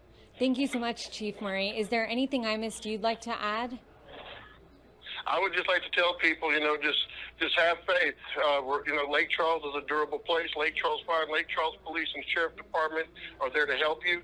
And we're going to do everything that we can to get through this. And I know that as a community, we're going to do the best we can, and we're going to be stronger than ever. Thank you so much, Chief Murray. I'm going to toss it here back to Wade Hampton. All right, thanks, Rania, and I'm good. Here's the latest information from the National Hurricane Center. This is the 9 o'clock update. Again, remember, we get these now every single hour from the Hurricane Center right up until this makes landfall. Advisory time, 9 o'clock. Thankfully, this is a little good news. Nothing has changed with this advisory. So that's a positive. Maybe we have stopped this strengthening process that has been underway really in the last 24 to 36 hours. This really started early yesterday morning when this became a hurricane and then rapidly intensified over the last 24 hours. The air pressure still 937 millibars, winds still at 150 miles per hour. Still bad news, but at least we're not getting any worse. Moving toward the north-northwest, still at around 15 miles per hour. Now, there will be a full update within the hour coming up at 10 o'clock from the Hurricane Center. That will update the track information, but as I've said, I do not expect anything major to change with this. It's going to make landfall in a couple of hours from now, and that's not going to change at this point. The only thing that would change maybe some of the issues once it gets north of here, but to be honest, we're not that concerned about that for us. Now, for those of you that maybe have evacuated elsewhere, let's take a quick look, kind of advance that, if you will, Jacob, real quick, kind of push this out in time, because I know folks have evacuated across a lot of area, and we kind of talked about this. Cynthia asked me a minute ago, obviously Lafayette. I expect the Lafayette area to experience conditions for sure. Here where we are located in Baton Rouge, we're still out on the edge with some rain bands. Yes, there's sporadic tornado warnings occurring in those, but farther inland yet, notice that's still up around Shreveport tomorrow afternoon as quickly strengthening. I know it looks weird to go from a 4 to a tropical storm, but meaning it's likely to maybe begin to go from hurricane to tropical storm right there near the Shreveport area. But bottom line, if you're in North Louisiana, it's still going to be very windy starting probably early tomorrow morning before daylight, getting worse through the day. And as you can see at the very top of the screen, that continues even farther north, and there you go. I think you can pull it now. There you go. And you can see even across Arkansas by the time we head late Thursday into Friday. So I know some folks that went into Arkansas for the evacuation. Of course, you're much safer there than you were here because there's no surge potential, but there will be some lingering effects, and at some point it will become non-tropical as it crosses the Mississippi River out of Missouri, maybe across the Bluegrass State into Kentucky, and maybe even back out into the Atlantic Ocean somewhere near the D.C. vicinity. And by that point, there's probably not going to be much left to at that point probably tropical depression Laura. But bottom line, just wanted to show you real quick that the storm will continue north, but it will be rapidly weakening as it pushes farther and farther inland. And once again, there's the radar picture, and you can see definitely approaching the coast, should get closer and closer with time. And Cynthia, you have something? You know what, Wade? One of the amazing things about it, even before a hurricane actually makes landfall, you're already getting the questions from people who have evacuated about, well, when will we be able to return? Right. It is too early to tell you that. There's no way we can tell you that because we don't even know what the situation is going to be. We don't know what we're going to return to. We don't know what we're going to return to. We're going to have to assess things. For one, you're probably going to have widespread power outages. Perhaps, I hate to be the bearer of bad news, but it could be weeks without power. And the question is, do you want to return to a situation where you're dealing with just extensive heat, no air conditioning, And I remember with Rita, it looked like a war zone. It did, absolutely. In Lake Charles. And even those I know a lot of folks have, their home generators. Those became popular after Rita because of Rita. If you have one of those, you might be thinking, well, I'm going to be set with that. Well, yes, you might. But the question then is, what state is even your home in? Because we have to think even in that extreme. Do you have amenities? There are people who had generators, but there were no stores. There was no place to get gasoline. There was no place to get groceries. So I'm telling folks already, because I've already been getting questions from people wanting to know, when this is all over tomorrow morning, how soon can we return home? It is too early to tell. Yeah, and I'll add something else to that, Cynthia. Even if you want to ignore all those problems, the other problem may be that there's still going to be storm surge flooding in places tomorrow, and it's going to take a while. We heard from Danny Laverne in Cameron Parish a little earlier this evening saying that it may take them a couple of days for that water to drop. I know after Rita it did. It took days because the water's got to funnel back down through a smaller inlet. The hurricane pushed it over land, but it can't push itself back over the same landmass. So it has to trickle out the little tributaries that go to the Gulf. So it's going to take longer. I expect maybe even along Interstate 10, there could be places that are flooded. One that comes to the top of my mind would be in the Bayou Den area where the interstate crosses over Bayou Den there, where they're working on the interstate in Sulphur. That area could be flooded and maybe flooded fairly deep. So those of you that thinking maybe I can get back first thing tomorrow morning. I've got a friend that actually needs to be back for reasons, but may have problems, and I already warned him that you may have to at least plan to go around that if you must get back, that there could be problems. And I don't want to be the bearer of bad news, but if things are really damaged and destroyed, the utter devastation that we had 15 years ago, we had that situation where you weren't even allowed back into Calcasieu Parish for quite a while. State police, actually DOTD, shut down any entry into Calcasieu Parish. You were not allowed to return into Calcasieu Parish. And, just judging from how it looks like this storm is going to be, if we're going to have that kind of devastation, the same thing may be in effect again. It very well could. Where they will not even allow people to re-enter Calcasieu Parish. So let's just take it 1 hour at a time. Let's focus on the now part, and then we'll get to that in probably tomorrow in the after effect. Yes. I know you have something too. All right, I've got Matt Felder. He's the Director of Communications at Lake Charles Memorial Hospital, and Lindsay Thompson is going to talk to him. Hey Matt, first I just want to ask you, what are y'all's plans and what are y'all doing to prepare for the hurricane as it gets closer? Well, the preparation for this hurricane began, earlier this week with ordering extra supplies, getting all that in from the Houston area as far as food supplies, anything medical supplies we could possibly think of. Right now, as we get closer to landfall, we're going around the building, trying to secure all exits, all doors, that type of thing. Anywhere where we could see maybe water could possibly come in if it got real high. This is a very formidable building. It survived Rita. Parts of it have been here since the 50s and the 80s and that type of thing. So it has seen its fair share of storms. And now the staff is hunkered down, ready for the storm and keeping an eye on our patients. And speaking of patients, how have y'all moved the patients around? You mentioned consolidating in one campus. Can you just describe what y'all have been doing to move patients around to get ready for the storm? Well, the earlier beginning of the week, Monday and Tuesday, we tried to discharge all those that were deemed, able to be discharged. We do have two other campuses on the south part of town, the Archer Institute and Lake Charles Memorial Hospital for Women. And as we saw the threat for storm surge increasing out in that area, we were sheltering in place, but, little this afternoon, we saw that storm surge threat just becoming a little too high for comfort. So we moved patients from Memorial Hospital for Women, mainly women that just delivered today or yesterday, and babies that still needed some medical care. We moved those over here to our main campus. So all patients are at one centralized location with doctors, nurses, technicians, and all the medical equipment and everybody that they need to take care of them. Mm-hmm. And What are your plans in case of major flooding with the storm surge predictions being so high? What are your plans to, are you going to move patients around again just in case the flooding does reach the hospitals? Well, no patients are on the ground floor, and it's the way this facility is set up. So no patients are on the ground floor, so we don't have to worry about that. The only people that we'd have to worry about is really staff that is on the ground floor, and we would just move up to the second floor. We don't anticipate it, getting any higher than that for sure. The way this building is situated in the part of town, this building is situated. So everybody, all the patients will be where they are, anticipating the storm coming in. So no plans right now to move anybody around unless something really changes, but everybody is out of at least storm surge height. Mm-hmm.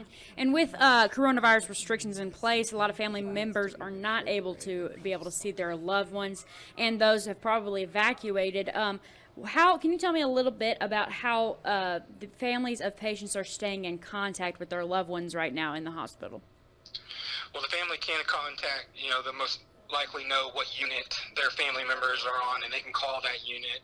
I think we still have operator services at this time, so they can call and check on them, and the nursing staff that are taking care of those patients do know who to contact. That's something we've been dealing with since March, really, with not a whole lot of visitors coming into the facility, and so that's something we've kind of fine-tuned and over the course of the past 6 months is really keeping in touch with family members because they can't be here, and this is really no different. So we're in contact with those family members, and the people specifically assigned to those patients are keeping in contact, or the family can contact the unit that those patients are on. Mm-hmm. And what right now is your biggest worry with the storm? Is there anything that could potentially happen to the hospitals to create strong damage? What is your biggest worry right now?